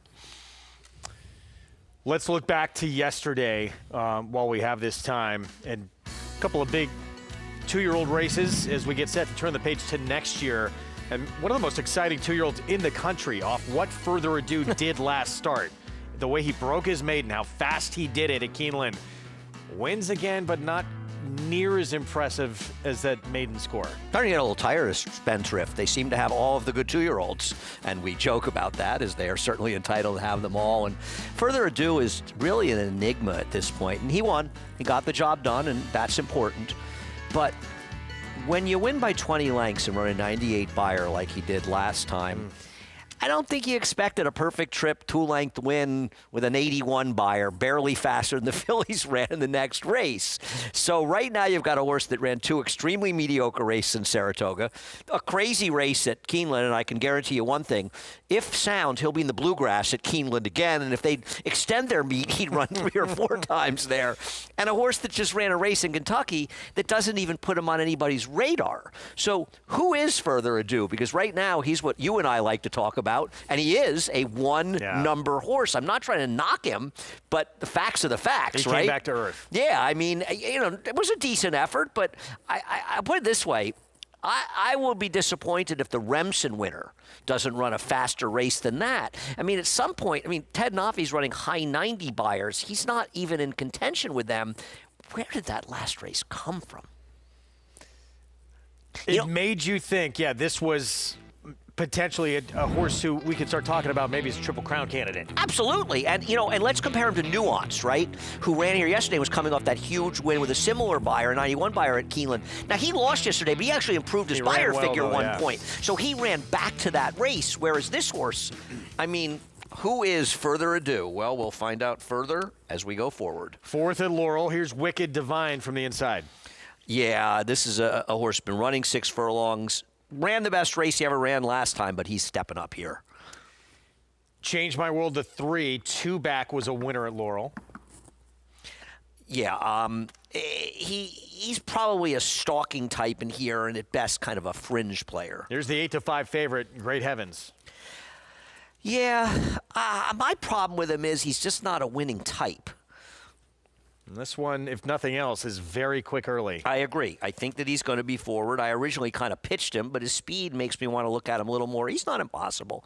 Another horse doesn't win a lot, though. 3-1, Intrepid's Legacy, second off a short rest. He's also got speed in this race, but I'm not sure he's good enough. And very interesting, as you mentioned here, for Jerry Robb on the cutback all the hard ways. Yes, he's my pick. I'm picking the turnback here. Horse that is getting a bit of class relief here, and you know me, I am a sucker for turnbacks. And last time he was sprinting, he was in a common race with the 1 and outfinished him by about a nose with some trouble early in the race, too.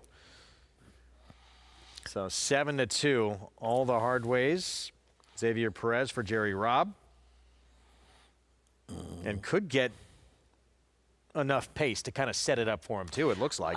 Yeah, I mean, you never know. I mean, I've given up betting horses hoping for pace. I'm kind of taking a look to see what the multis look like. And, geez, he's the 4th choice in pick 3s. He's the 4th choice in doubles, so I'm in. You know me. I cannot resist a turn back. I just love a turn back. So meanwhile, I'm betting a few bucks here. Public has made Great Heavens the 4, the 2-1 favorite, who is going to be coming from well off the pace. Good news for you. The MIG will be joining us soon. That's always good news. Sit with us until 2:30. We'll do a little Laurel, and we'll talk a little bit about God knows what, as we have canceled the races, or we haven't. We will not be racing here at Aqueduct today. I hope the 5 and 6 hook up a little bit. Maybe the 3 can show a little more speed to include it, because my 7's probably going to need a little bit of pace. It's funny when they show that angle. Don't you feel like it's a 2-turn race? Obviously, it's a 6 furlong race, and they're showing us I'm guessing a drone view from behind the gate in the 6 furlongs. But every time I see that, I feel like we're looking at them going into the turn. But they are not. This race will be run at 6 furlongs down at Laurel. 4 of the 6 on this board between 2-1 and 4-1. And despite the picks, my 7 just came down to second choice. Laurel Racetrack, the first racetrack in America to have a replay center going back to the 80s. Really? Yep. Yeah. They were there. They were Joe Francis, the senior. Well, he ran it. They really did a great job, and yeah, they were the first ones to have that replay center going way back. Used to love going down there for the Washington D.C. International, a race that had so much history, and unfortunately, one of the casualties of the Breeders' Cup. Great heavens, the 4, the favorite in this 4th here from Laurel Park. Dave Rodman, the call.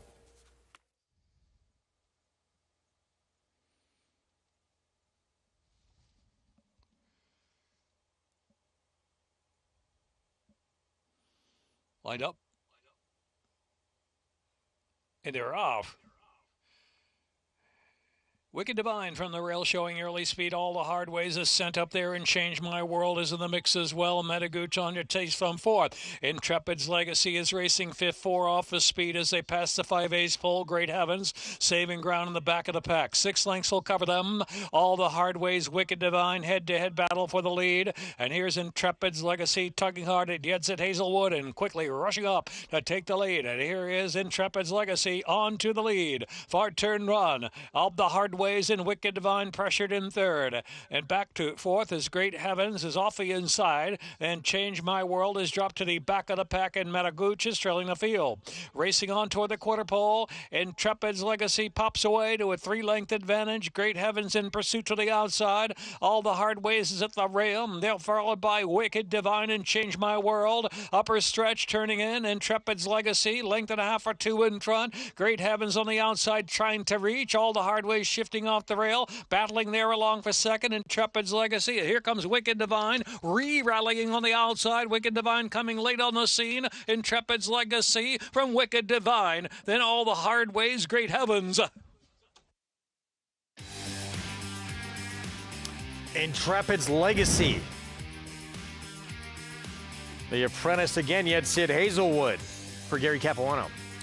Yeah, I was surprised to see my 7 so forward in this race. This horse closed up the rail.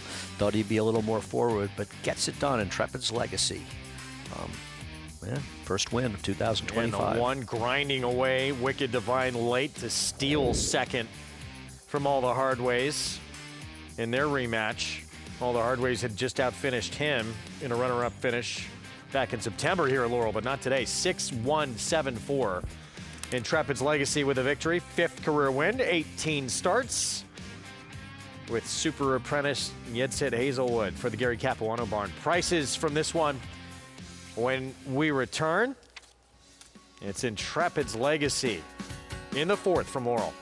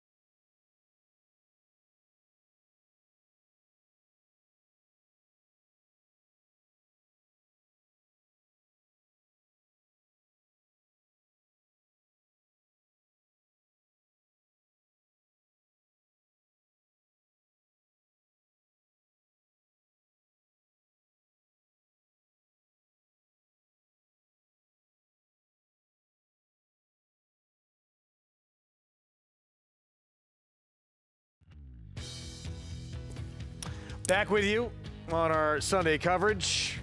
It is Intrepid's legacy with the 5th win of his career for the Gary Capuano barn. I just mentioned this hot riding apprentice gets another win, sneaking up the rail. And actually not sneaking up the rail, I'm sorry, being forward and getting it done. Pace was so slow, even my 7 was close early. We got Richard Migliori joining us here, who made an immediate impact when he was a young rider in this sport. This young man right here, Mig, turning a lot of heads. And rightfully so, winning at a high percentage, 22%, riding good races. Maryland has always been a great proving ground for young riding talent. I think Chris McCarron, Kent DeSormo, so many over the years. And I like what I'm seeing from this apprentice. Doesn't finish like an apprentice. Looks very strong. It's Yedsit, Hazel. And I think a lot of fans may not remember Kent DeSormo and early days of Kent DeSormo. I mean, didn't he have years he won like 500 and something races? He won 598 races. And I mean, it's just remarkable. He's riding night and day, obviously. But you know what the funny thing about that is? You get to 598, I guarantee you it bugs him that he didn't get to 600. Bugs me. Right, it bugs me too. Hearing about it, I agree. No, Kent was, listen, there was a time when Kent was one of the great riders in this game. And, you know, I hope that when everything's said and done, he's remembered for the great riding in his career. And Chris McCarron, I mean, too, you know. I remember Chris McCarron and Lafitte Pinkai coming to the Meadowlands. I think it was the Ali Sheba, Slew City Slew. And they kept finishing 1-2 and all these exactas, and not unlike 2-1 and 8-5 shots, you know, big priced horses. Right. And those guys are just such incredible riders. And that was a time when, with all due respect, they had quite the riding colony out in California. Yeah, I mean, New York's colony has always been strong, but at that period of time, California's, you know, you go down the line, Pinkai, Delahouze, McCarron, Shoemaker at one point. I mean, on and on. We're leaving people out. I know, you know, a young Gary Stevens. Yeah. Kent rode out there some, too, though not at that point. But it incredible was riding colony. Really, really solid. You know, I went on Slew City Slew here at Aqueduct. Do you know that Slew City Slew broke his maiden in a 4-horse off-the-turf race at the Meadowlands, first time for Wayne Lucas, and paid $4.20. If they ran that race today, he'd pay $2.20. I actually bet him at even money. It was such. And I think I rode him the next start. Here on the inner track, and he just ran off with me the entire way. I mean, he turned his career around for Wayne.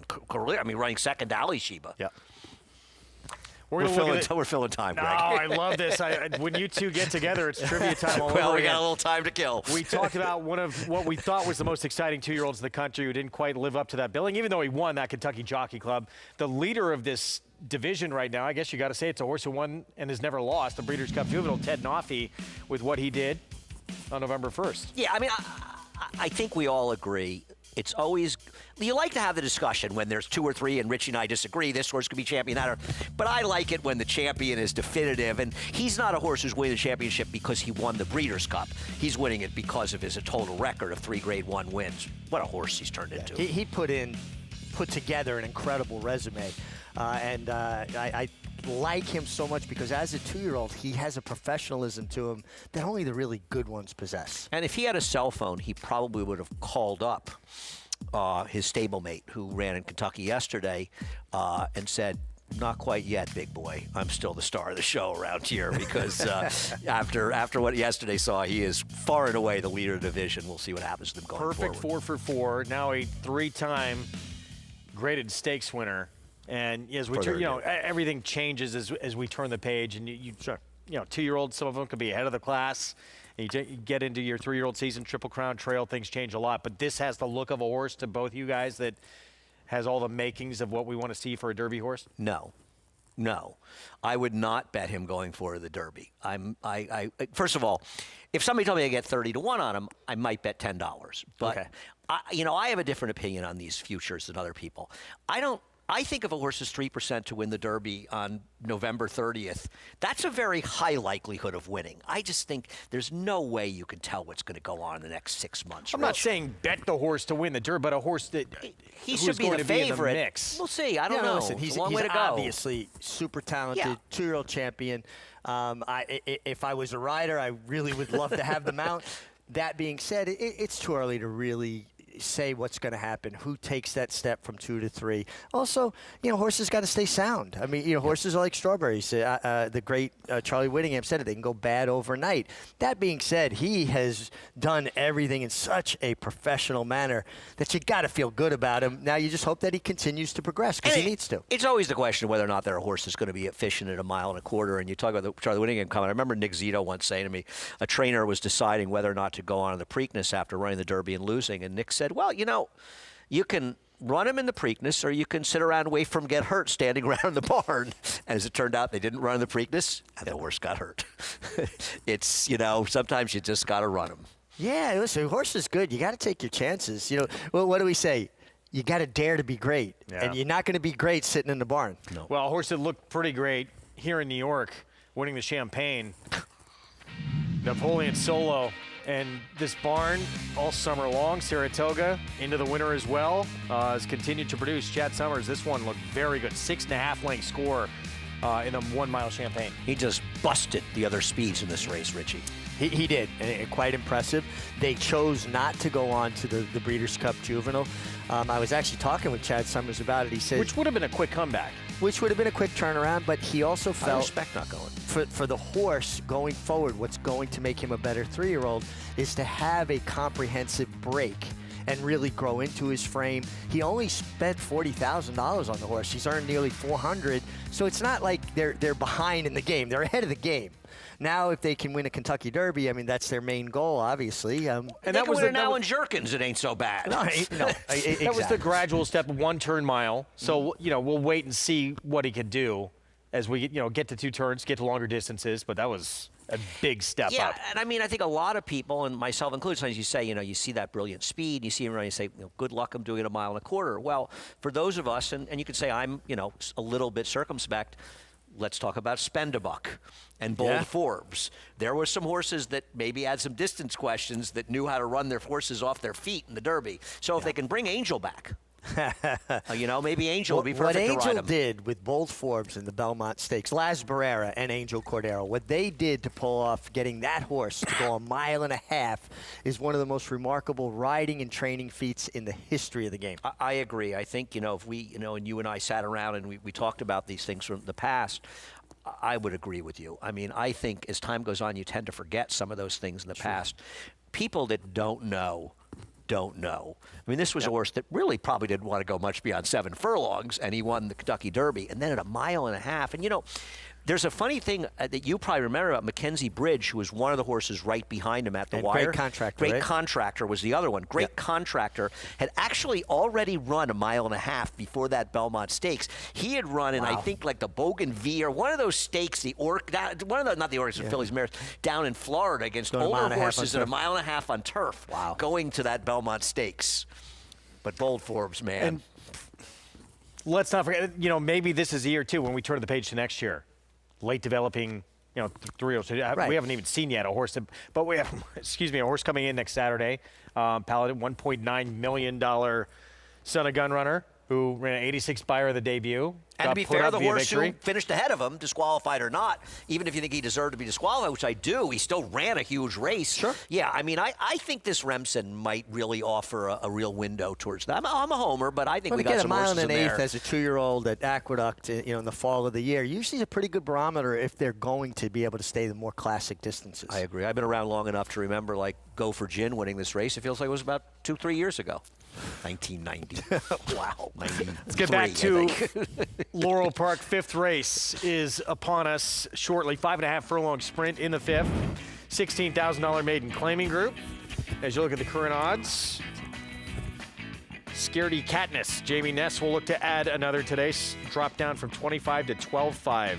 Trying to get the first win here at start number 2. Showed early speed in the mud at Parks in that first start. But the horse who finished 3rd in there, beaten just 5 lengths, was a 6-1 first-time starter in there. So, and I tell you what, I looked it over, and I didn't get the impression, it says Vide inside, that the inside was necessarily a bad place to be, as it can be at Parks. So I get liking this horse in this field, but I was more interested in the 4 who's taken some money, who's got a little bit of pedigree. First-time starter for Anthony Ferrier. 5th from Laurel. We'll have the post parade when we come back, approaching the 11-minute mark to post. Stay with us.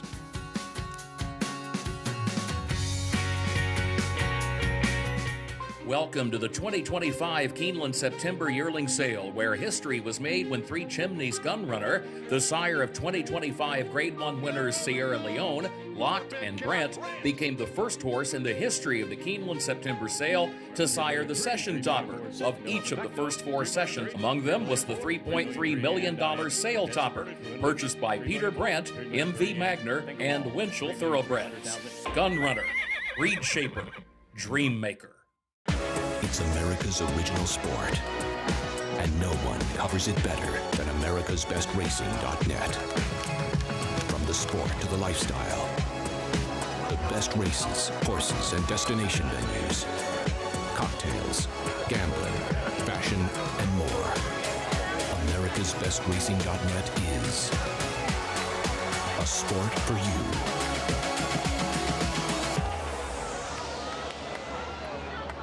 As they say, book 'em, Dano. Prince of Monaco in between. It's going to get very close. Book 'em, Dano. If you can make it here, Book 'em, Dano in a thriller. Book 'em, Dano wears him down. Book 'em, Dano under a perfect ride from Paco Lopez to win the True North. you can make it anywhere. It's Book 'em, Dano in another stellar display, winning the Alfred G. Vanderbilt going away. Bucaro, proudly standing in New York at Iron Horse Stallions. Racetrack Television Network brings you every race, from every track, on every screen, every day. With monthly packages starting as low as $5, RTN gives you great value and access to more live HD streaming and race replays than anyone. Visit RTN.tv today to sign up and watch on almost any device, including Roku and Amazon Fire. RTN has packages that start at $5 per month.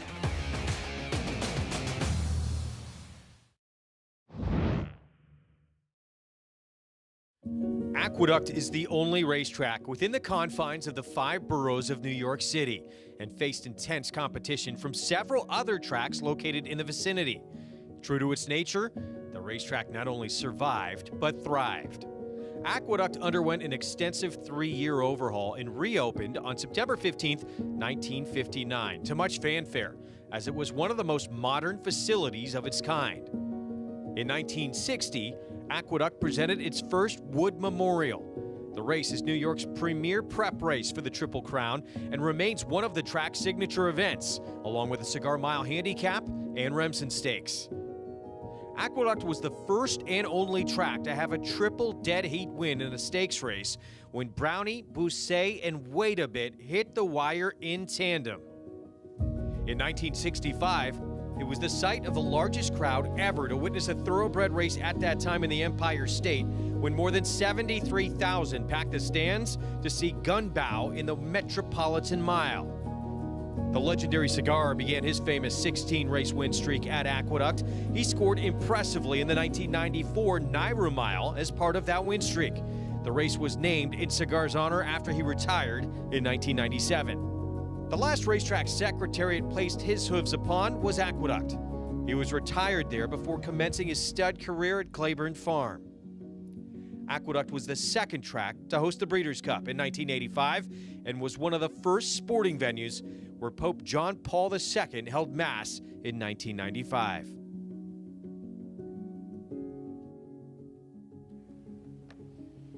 A lot of history at this racetrack. We are going to be extremely sad when we run the last race here, but that is the future. And of course, a beautiful brand new facility will be up at Belmont Park, which everyone in the sport should be excited about. But certainly here in New York, we are ecstatic about it. But this place, and I know, Megan, means a lot to you with all the races you won here.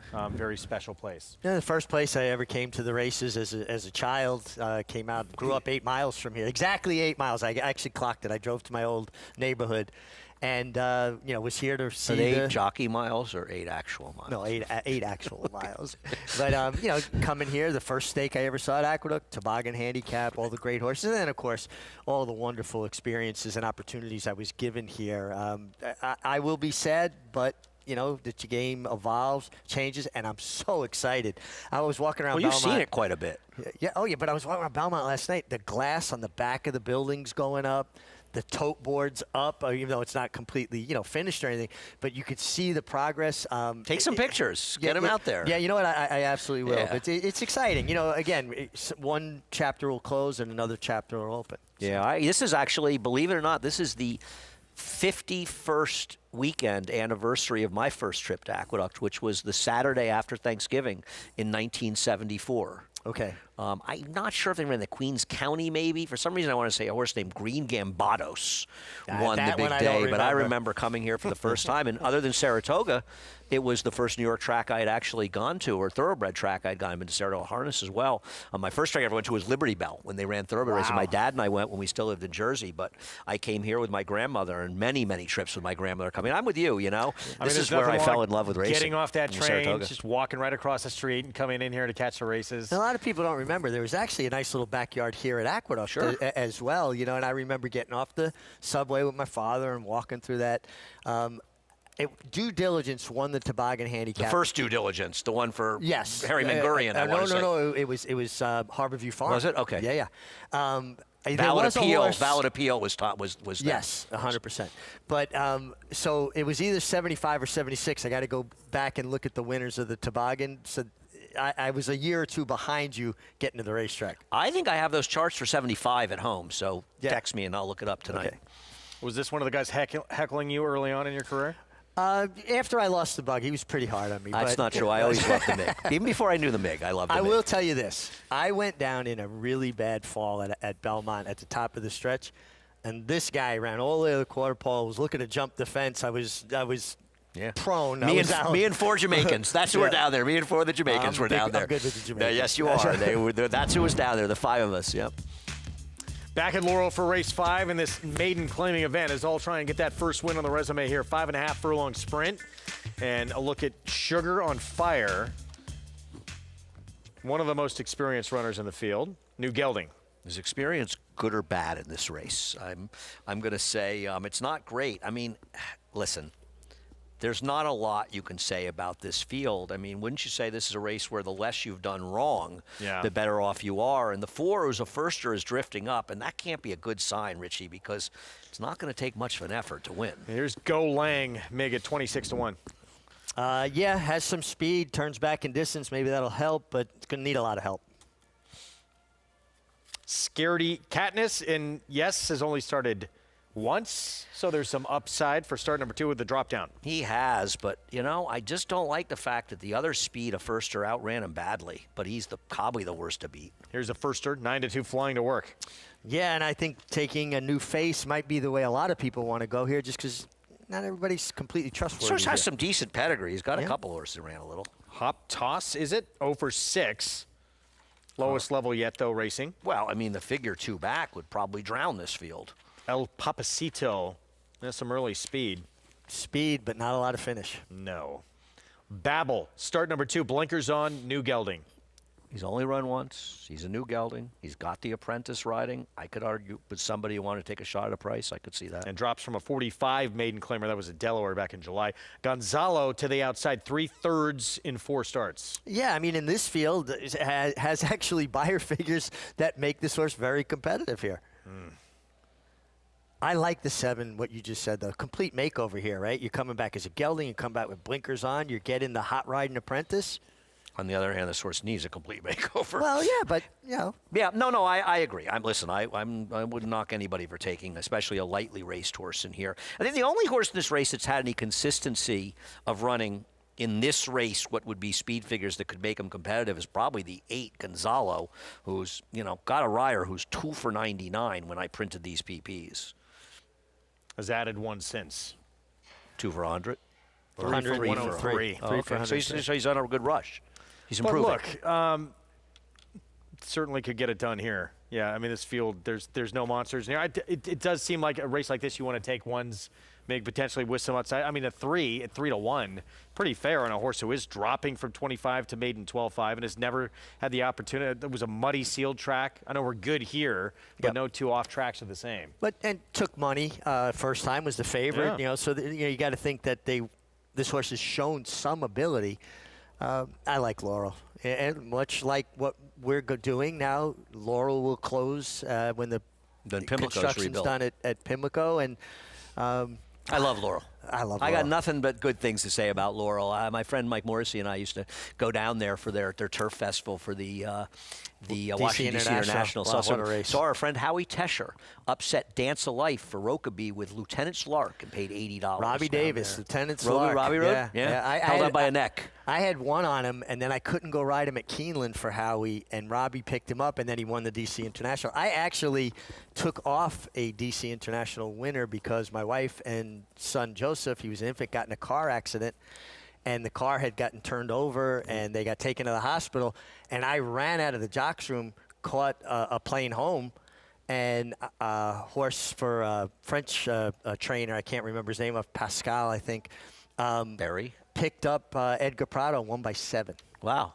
And I was back in New York at the hospital. Thankfully, everybody was okay. No, you did the right thing. No, we've seen. I mean, I remember Dahlia won that race early, a little before I Beat started Nobiliary. coming I in remember here. that Wow. race. I remember watching it. Horses like Johnny D and Mac Dermida squaring off in races like that. One of the most incredible performances I ever saw. Real there. quick. Go ahead. Late scratch of the 7 here in this 5th at Laurel. So our horse Babel, the gelding, did or did not help. So for all our babble, he scratched. But Van Landingham winning that race in his turf debut in an absolute bog for Shug. I rode Win. And Van in that race was a bog. He hated soft ground. yeah. I got beat 5 lengths. He didn't run a step. Well, I mean, Van Landingham had never been in the turf. Van Landingham is really the horse that put Shug on the map. Absolutely. 100%. And probably helped him a lot get the job by the Phippses. And he had never been, I mean, who would think he didn't? I don't recall him having a great turf pedigree. It was a long time ago. And it was a bog, and he just went out in front, and he was a fast horse and just outran him the whole way around the track. Cost Win Turf Horse of the Year in the Hollywood Really? Turf Cup. Because Van Landingham was in front, and I moved to him, and Don Macbeth went left-handed to come out and meet the challenge. He spread the rail for one of the horses named Zoffany over the years with Eddie Delahousse, beat Win, and that made Cozine get Turf Horse of the Year. There has been a statement released by Naira, which I don't know if we're going to read before or after this race, about the cancellation. Okay. Why don't we wait till after this race so we could dig into it? Okay. You think that's a good idea? Well, I don't think there will be any editorializing going up there, much as we would like to editorialize. While we get close to this race here, they keep showing the 5, who is the favorite on the board. And there's plenty of reasons to say, let's pick against this horse. And we're watching on a TV screen, but the 5 warming up, Mig, has looked the part. Yeah, I mean, he does. Listen, for a group like this, he is making a nice impression. He has races fast enough. Well, his race 2 back as 49 Buyer. Yeah, that was also at Timonium. I know, which and that's is a 5/8 of a mile racetrack. And that's the problem, because you look at his figures at Laurel and Delaware, and he's in Delaware, and he's running in the 20s, which do not make him the horse to beat in this race. And I mean, odd as it is to say, Greg, with that 49 figure, he's a 1-number horse, right? I mean, it just happens to be not 1 number we're used to saying is a 1-number horse, but in this field, 49 is 1 number. 9-5 now on the 5. I would, if I was betting here, I would bet the 4, the firster. I would take my chances. Yeah, I would too. I'd want a new face here. So it was a 10-pound bug rider, and that's probably why he's not a shorter price. Now, a barn that is incredibly dangerous.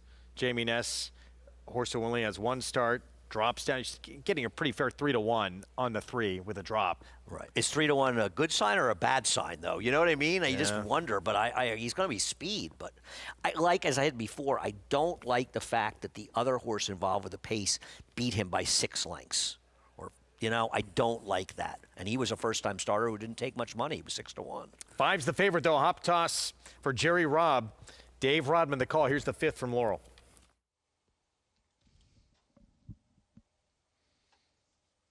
El Papacito and Gonzalo.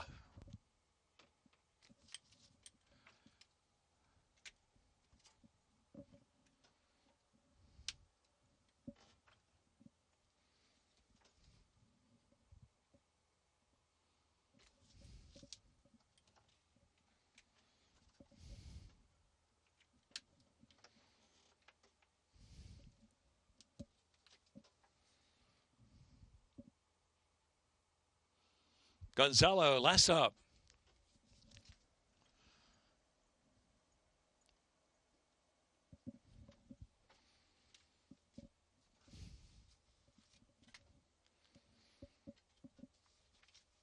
And they're off. El Papacito very fast away, flying to work very sluggish early. And so it is El Papacito clears off a length and change from Sugar on Fire into between horses. Scaredy Katniss with early speed. Hupatose tugging right along as part of the early lick as well. Gonzalo racing about 4-path. Go Lang is next, double digits back and flying to work as the laggard. Into the far turn, El Papacito from Scaredy Katniss. Hupatose looming up in third position. Gonzalo is fourth, 3 to close in. Sugar under fire. Racing on the inside and coming under pressure. Another 6 and Go Lang, and it's double digits back still. Flying to work, El Papacito is challenged by Hupatose at the quarter pole. Hupatose gets a nudge, goes on to even terbs. El Papacito's trying to stay out of the inside. Gonzalo switches far outside of that pair. Into the stretch at the 360. He said it is Hupatose. Hupatose in front by 2.5, 3 lengths, holding sway from Gonzalo. El Papacito, and then Sugar on Fire in the final furlong. And it is the X-Man, and Hupatose coming home clean. Hupatose with a maiden breaking score by 5. Here is Sugar on Fire running up for second, and Gonzalo, and then close fourth. Flying to work in that picture with Scaredy Katniss. Jerry Robb Barn, Xavier Perez looked the part leading up. Dropped down, and Class gets the win. Well, he was the worst to beat, and he found the right about my 4. Big gallop out for the 4, by the way. It was about 30 lengths behind early. Gosh, I Closed for 4. I mean, it was just completely outrun early. He but was they at put it together Pimlico. lately. He was at Pimlico while they were in the backstretch, Maybe I think, Rich. But no doubt about The this. race was for second here, which goes to Sugar on Fire, 5-1-8. Hop Toss, easy victory. Sneaking up. He ran 11 Buyer getting fourth. All right, we'll have those prices. Wow, they really bunched together out of the gate. Yeah, the 4 was stayed a little bit at the start. Otherwise, I think he would have won. All right, so back to New York. We finally have a press release, and I'll read the statement here. New York Racing Association, as we know, forced to cancel the final 8 races of Sunday's 9-race card due to a protest lodged by the jockeys resulting in their refusal to ride. Following race 1, jockeys expressed a concern regarding the duties of the NYRA clerk of scales and assistant clerk of scales. And despite the efforts of the NYRA management, jockeys refused to ride and have abandoned live racing on this Sunday card. And this is from Andrew Offerman, NYRA's Senior Vice President of Racing and Operations. NYRA is responsible for oversight of the clerk of scales, assistant clerk of scales, and all racing officials in accordance with New York State Gaming Commission rules. The procedures employed by those officials are designed to protect the integrity of racing and are NYRA's responsibility to maintain and enforce. The jockeys expressed no objection to the condition of the track or weather. So that's the latest we have with the cancellation here in New York. We'll take a timeout. We'll be back.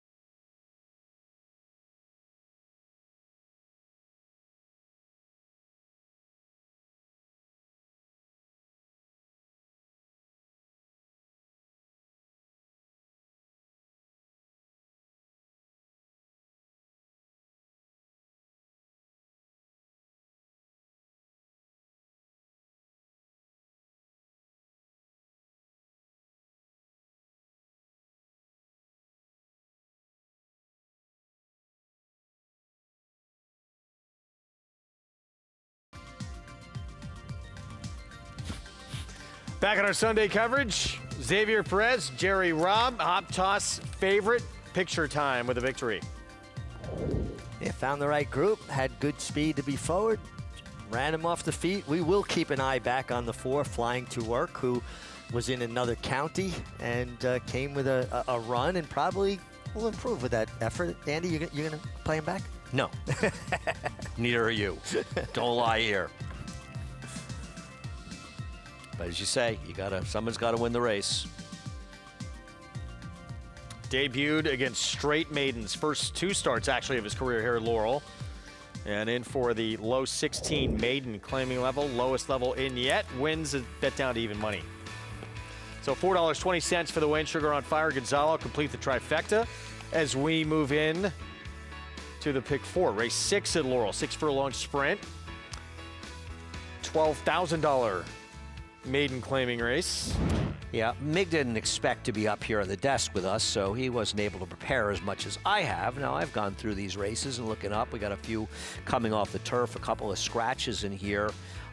It seems to be open. I had the race down to 6, 2 of them scratched, and I have the 1, 2, 7, and 12 open. You know, the one who... No 8? I just had so many chances. I guess he could win, but just had so many chances. The 8's the horse to beat. Yeah, I guess. I don't know. Yeah, I mean, 7's interesting, right? Coming into those, but that's Charlestown form.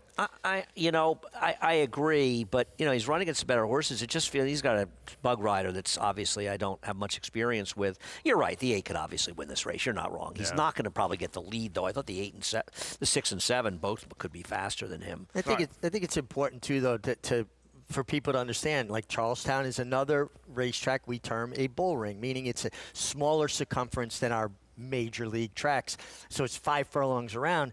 And some horses will handle those really tight turns. Doesn't translate as well to a mile racetrack. Yeah, and the one time he ran at Laurel was not a good effort. Sorry. We'll take a timeout. We'll be back. We'll talk more about this race when we return. Approaching the 17-minute mark to post. Track labeled good at Laurel. If you're just joining us, $12,000 maiden claiming sprint. 6 furlongs when we come back.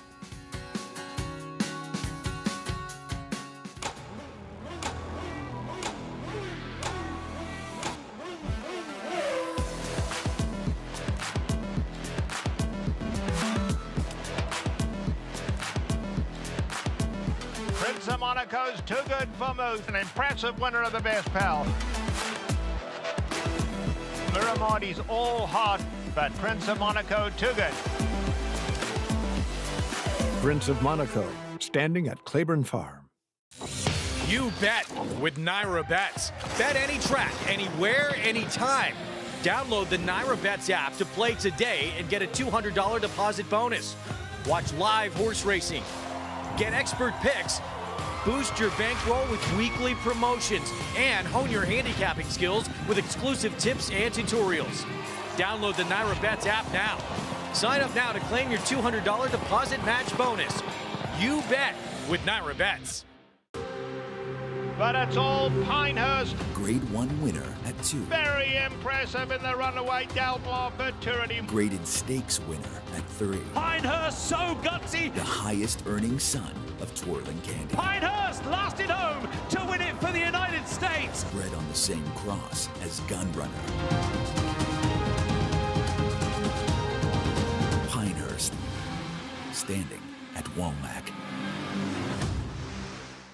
RaceLens is the most in-depth product in horse racing, with unique features found nowhere else. True odds, predictive analysis, and pace projection. RaceLens. It will change the way you follow horse racing and take your game to the next level. Enhance your handicapping with AI Fast Facts, exclusively on Naira Bets. Open your Naira Bets app, click View Runner Details, and a stat-driven fact will appear for all U.S. thoroughbred racehorses. Download the Naira Bets app to start using Fast Facts today.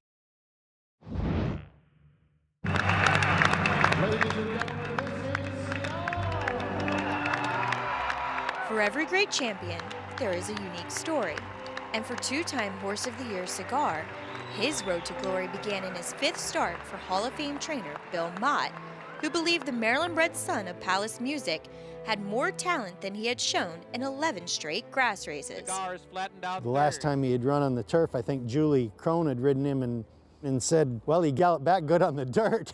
And I said, well, maybe it's time we try the dirt. So we were over here in October, and we really didn't know what to expect. He reeled off some pretty fast fractions, but he just kept widening his margin, and then came back about a month later and won the Naira Mile. Cigar running a monstrous race today. Beat Double is due by 6 lengths. Cigar would go on to win 14 more consecutive races, but possibly his most impressive and memorable performance came in the 1995 Breeders' Cup Classic. It was a sloppy track, and I didn't know what to expect. I mean, he had never run in the mud before.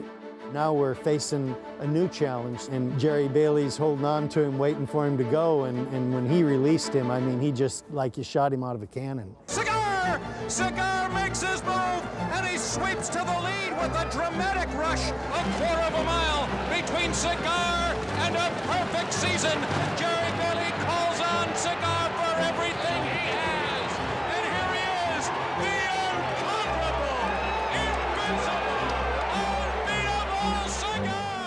Throughout his mighty 2-year reign as the best horse in America, if not the world, Cigar not only won the admiration of the most avid racing fan, but also captured the attention of the general public and made them fans as well. You know, the great thing about his career was it lasted over a 3-year period. You know, good horses sometimes are limited to 1 year where they hold their form to that top level. It's very difficult to keep any top horse in form for 2 full years.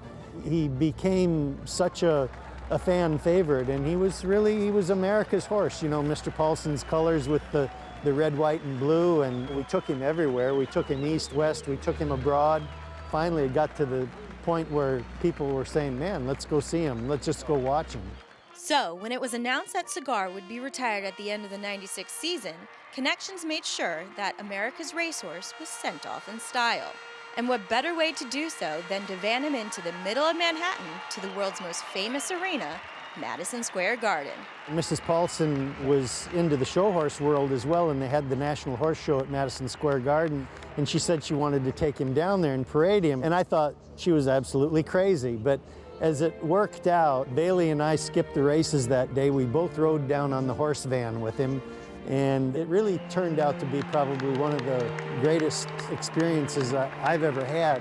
We brought him in and they turned the spotlight on him. I mean, everybody stood up, and it was exciting for me, and I think everybody that had ever worked around him and seen him for that matter.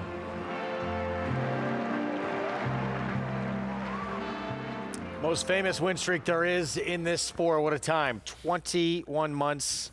16 straight wins over that span, beat 116 opponents, and it caught on. Jack Nicholson was in the winner's circle after the win here in New York at the Woodward, I believe. I remember seeing him in the box area at Belmont, as close as I am to you. They got the biggest kick out of for his retirement ceremony. They took him into Madison Square Garden, and he had that van that was decked out, you know, Cigars van, Paulson colors. And Jerry Bailey took off his mounts that day to ride him at the thing. And that was a big thing for Jerry. Jerry was a total pro, completely locked in on his job. And for him to take that moment to enjoy it, to enjoy the ride they went on with this horse, and I think he really appreciated that he did it, because I think he was on the fence about, you know, going in to ride him at the Garden. And I think, you know, the thing about Cigar that is underrated, first of all, when he broke the streak, and look, horses lose, the best horses of all time, they lose. And he ran an unbelievable race when you consider the pace, and I'm sure Jerry beat himself up a little bit about that as well.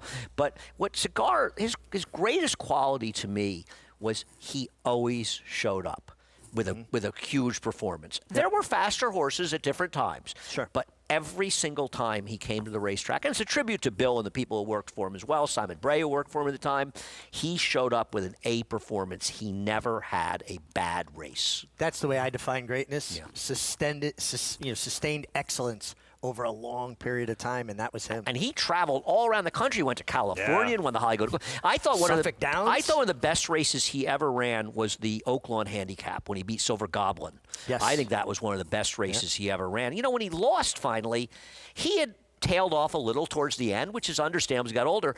He lost to Skip Away by a head. And I think at the time we knew Skip Away was good. We didn't realize just how good he is. Yeah. Skip Away is one of the greatest horses I've ever seen run.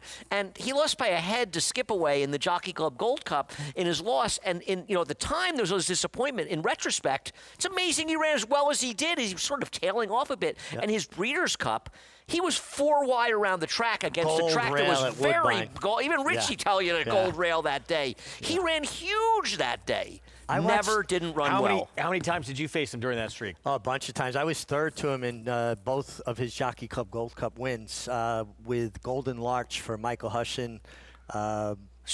Woodward, because he Maybe lost the Gold Cup. It was the Woodward. Yeah, you're right. Because Smart Strike was in that Gold Cup. He got injured. You're 100% in that race, right. It was the Woodward, but he was third to him at big prices both times. The chart is incorrect, by the way, of his first win on the dirt here. I was in the race, and they have somebody else on the horse I rode. And if we watch the replay, I can show you, and you see my style immediately. Well, I think it was a bad ride, and they were trying to cover for you. Well, I appreciate it. I mean, there's a couple others they could take. Who doesn't want to talk about that race is Mike Smith, because Mike rode him that day, took off to ride Devil Is Due against him, who did finish second, beating the city block, and that's how Jerry got them out. Mike said that he rode Cigar when Cigar was just a cigarette.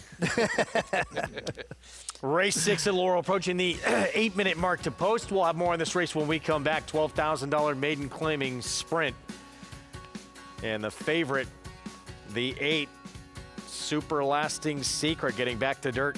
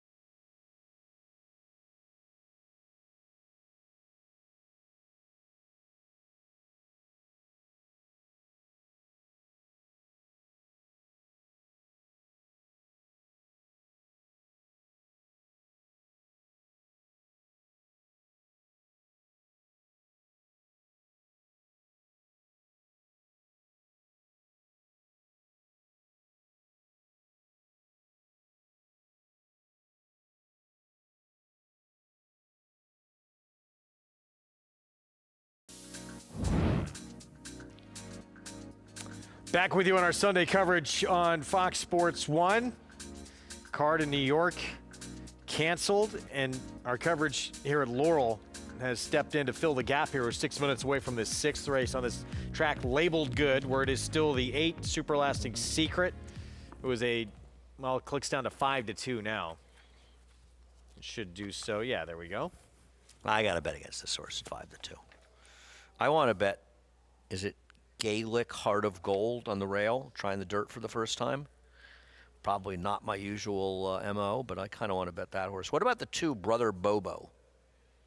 Any love for him? Let's go back to the 1 for a moment. Why do you like the 1? Because he's got a pedigree that, on the dam side, that's probably more dirt-oriented. So I wonder if maybe being a Gold Lad, if they ran this horse in the turf, but now they're going the right surface as he drops down. I also, you know me, once again, with turnbacks, why can't I bet the 2, Brother Bobo on the turnback? Well, this one here, the 1, yeah, first time on dirt, cutting back in distance, so 7-2 from the rail. And yeah, Brother Bobo, we'll see next. Start number 5 on the cut back in distance. You know me, sucker for turnbacks, so he's run fast enough. 7-1 with Joe Rocco Jr.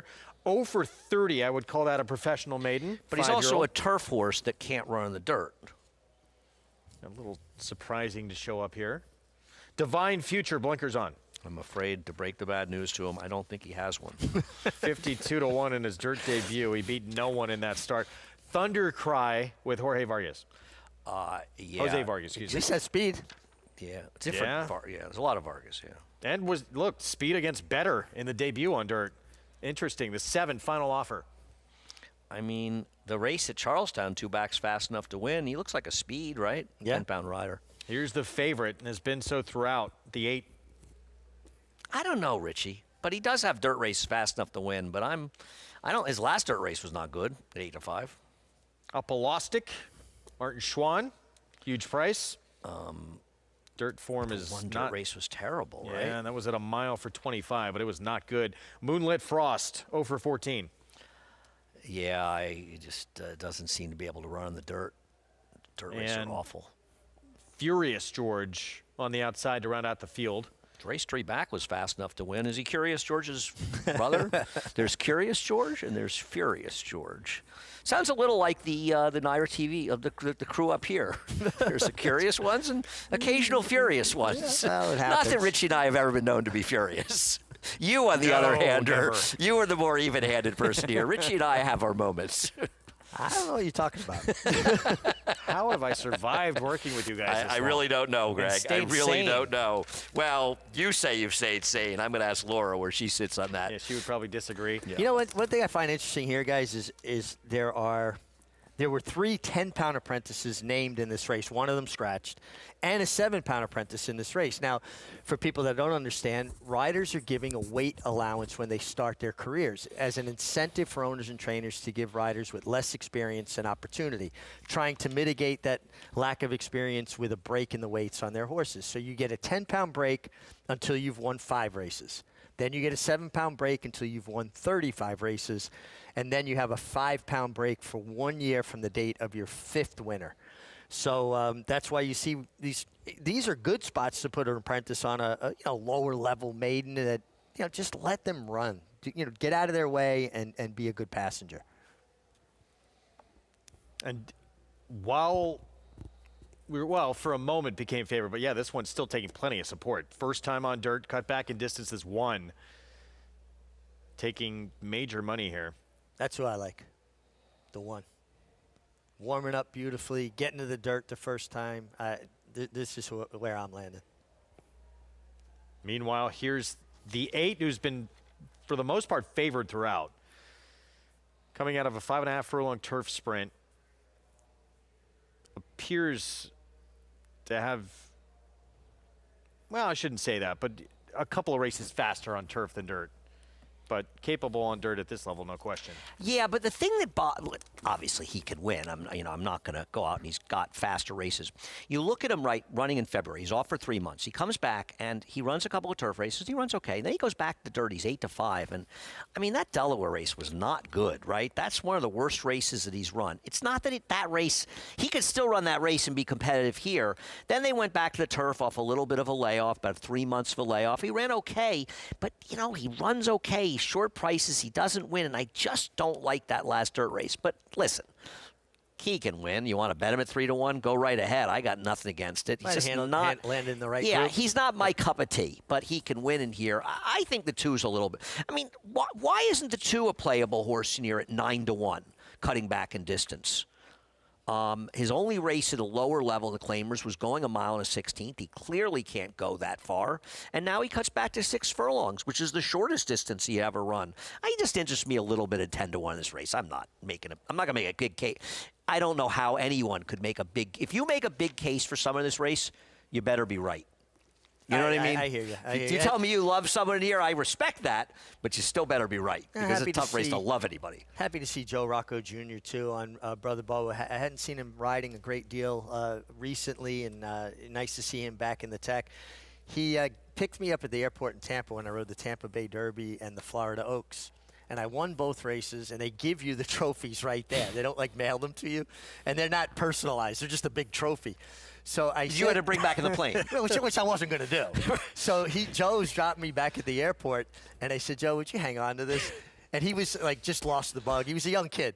I rode with his dad. Dad, great rider, grew up in Gerritsen Beach, Brooklyn. So the next year I see him, and he brought it to New York, and he gave me the things. And I had forgotten about him. And he said, man, I got so much mileage out of these trophies. I would take a girl out and show her that I won the Tampa Bay Derby. Tremendous. Who'd you ride? That was the year I rode Wheel Away, and I think March Magic for Rick Violet. And Ralph Evans. Yes. Yeah. Yep. Lovely man, Ralph. Yep. I remember I stayed with you in Florida for about a week that winter, and I don't know if you won a maiden, I think, or an allowance race with Wheel Away, and you told me every morning, you kept saying to me, I'm working this horse for John. He's going to run this weekend at Gulfstream. He cannot possibly lose. I remember he won. The other horse was when you won the stake with Richter Scale. And I never said a word. You loved him. Yeah. And I hated him. And he won. He paid a big price. And Richie won. I got home that night. Richie looks at me and goes, you didn't like him, did you? I go, Richie, I didn't think you had a prayer. I just didn't want to rain on your parade. Yeah, but he was working so well. well. No, you were right. I was wrong. It was just funny. And you said it to me. You go back. He goes, you didn't like him. You knew I didn't like him. But I didn't want to say anything. I didn't want to rain on your parade. You were right. I should have listened. 5-2 favorites become Gaelic. Heart of Gold first time on dirt. Cut back a distance for the one in here. Ben Perkins Jr. barn. Breaks from the inside. Dave Rodman the call. Here's race 6 from Laurel.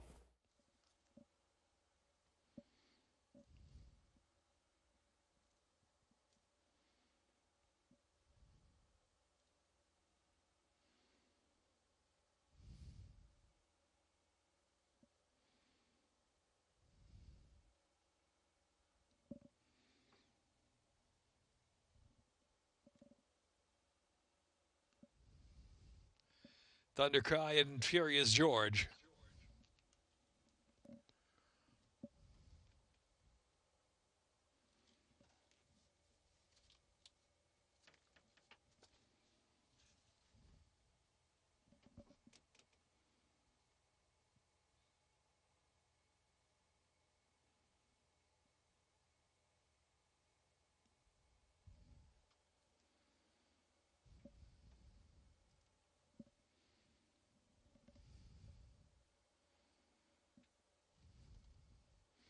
Furious George moving in. Super Lasting Secret is 2-1.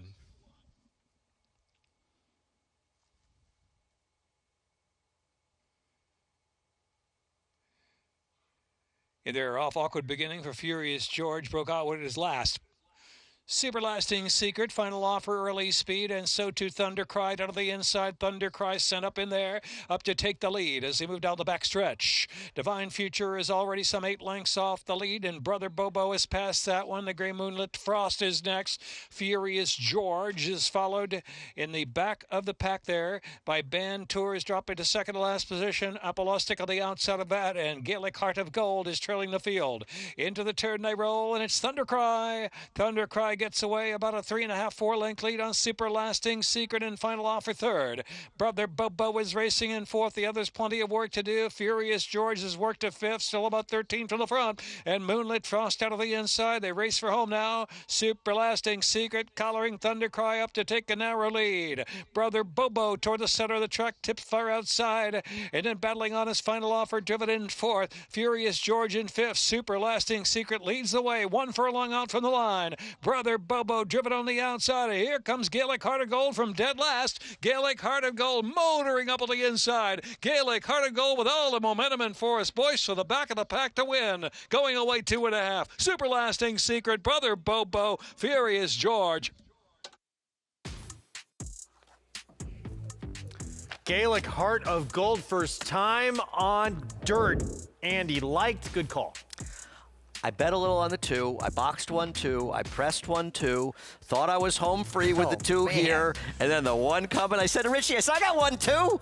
He couldn't get by. Hung like a chandelier. Oh, it's a tough game. Yeah, that was a tough game. Hang job. Oh. Brutal. Looked No like excuse. the 2 was going to roll by in the stretch. 9-2, by the way, Gaelic Heart of Gold, who at one point, I believe, was your 3-1 favorite a few minutes to post.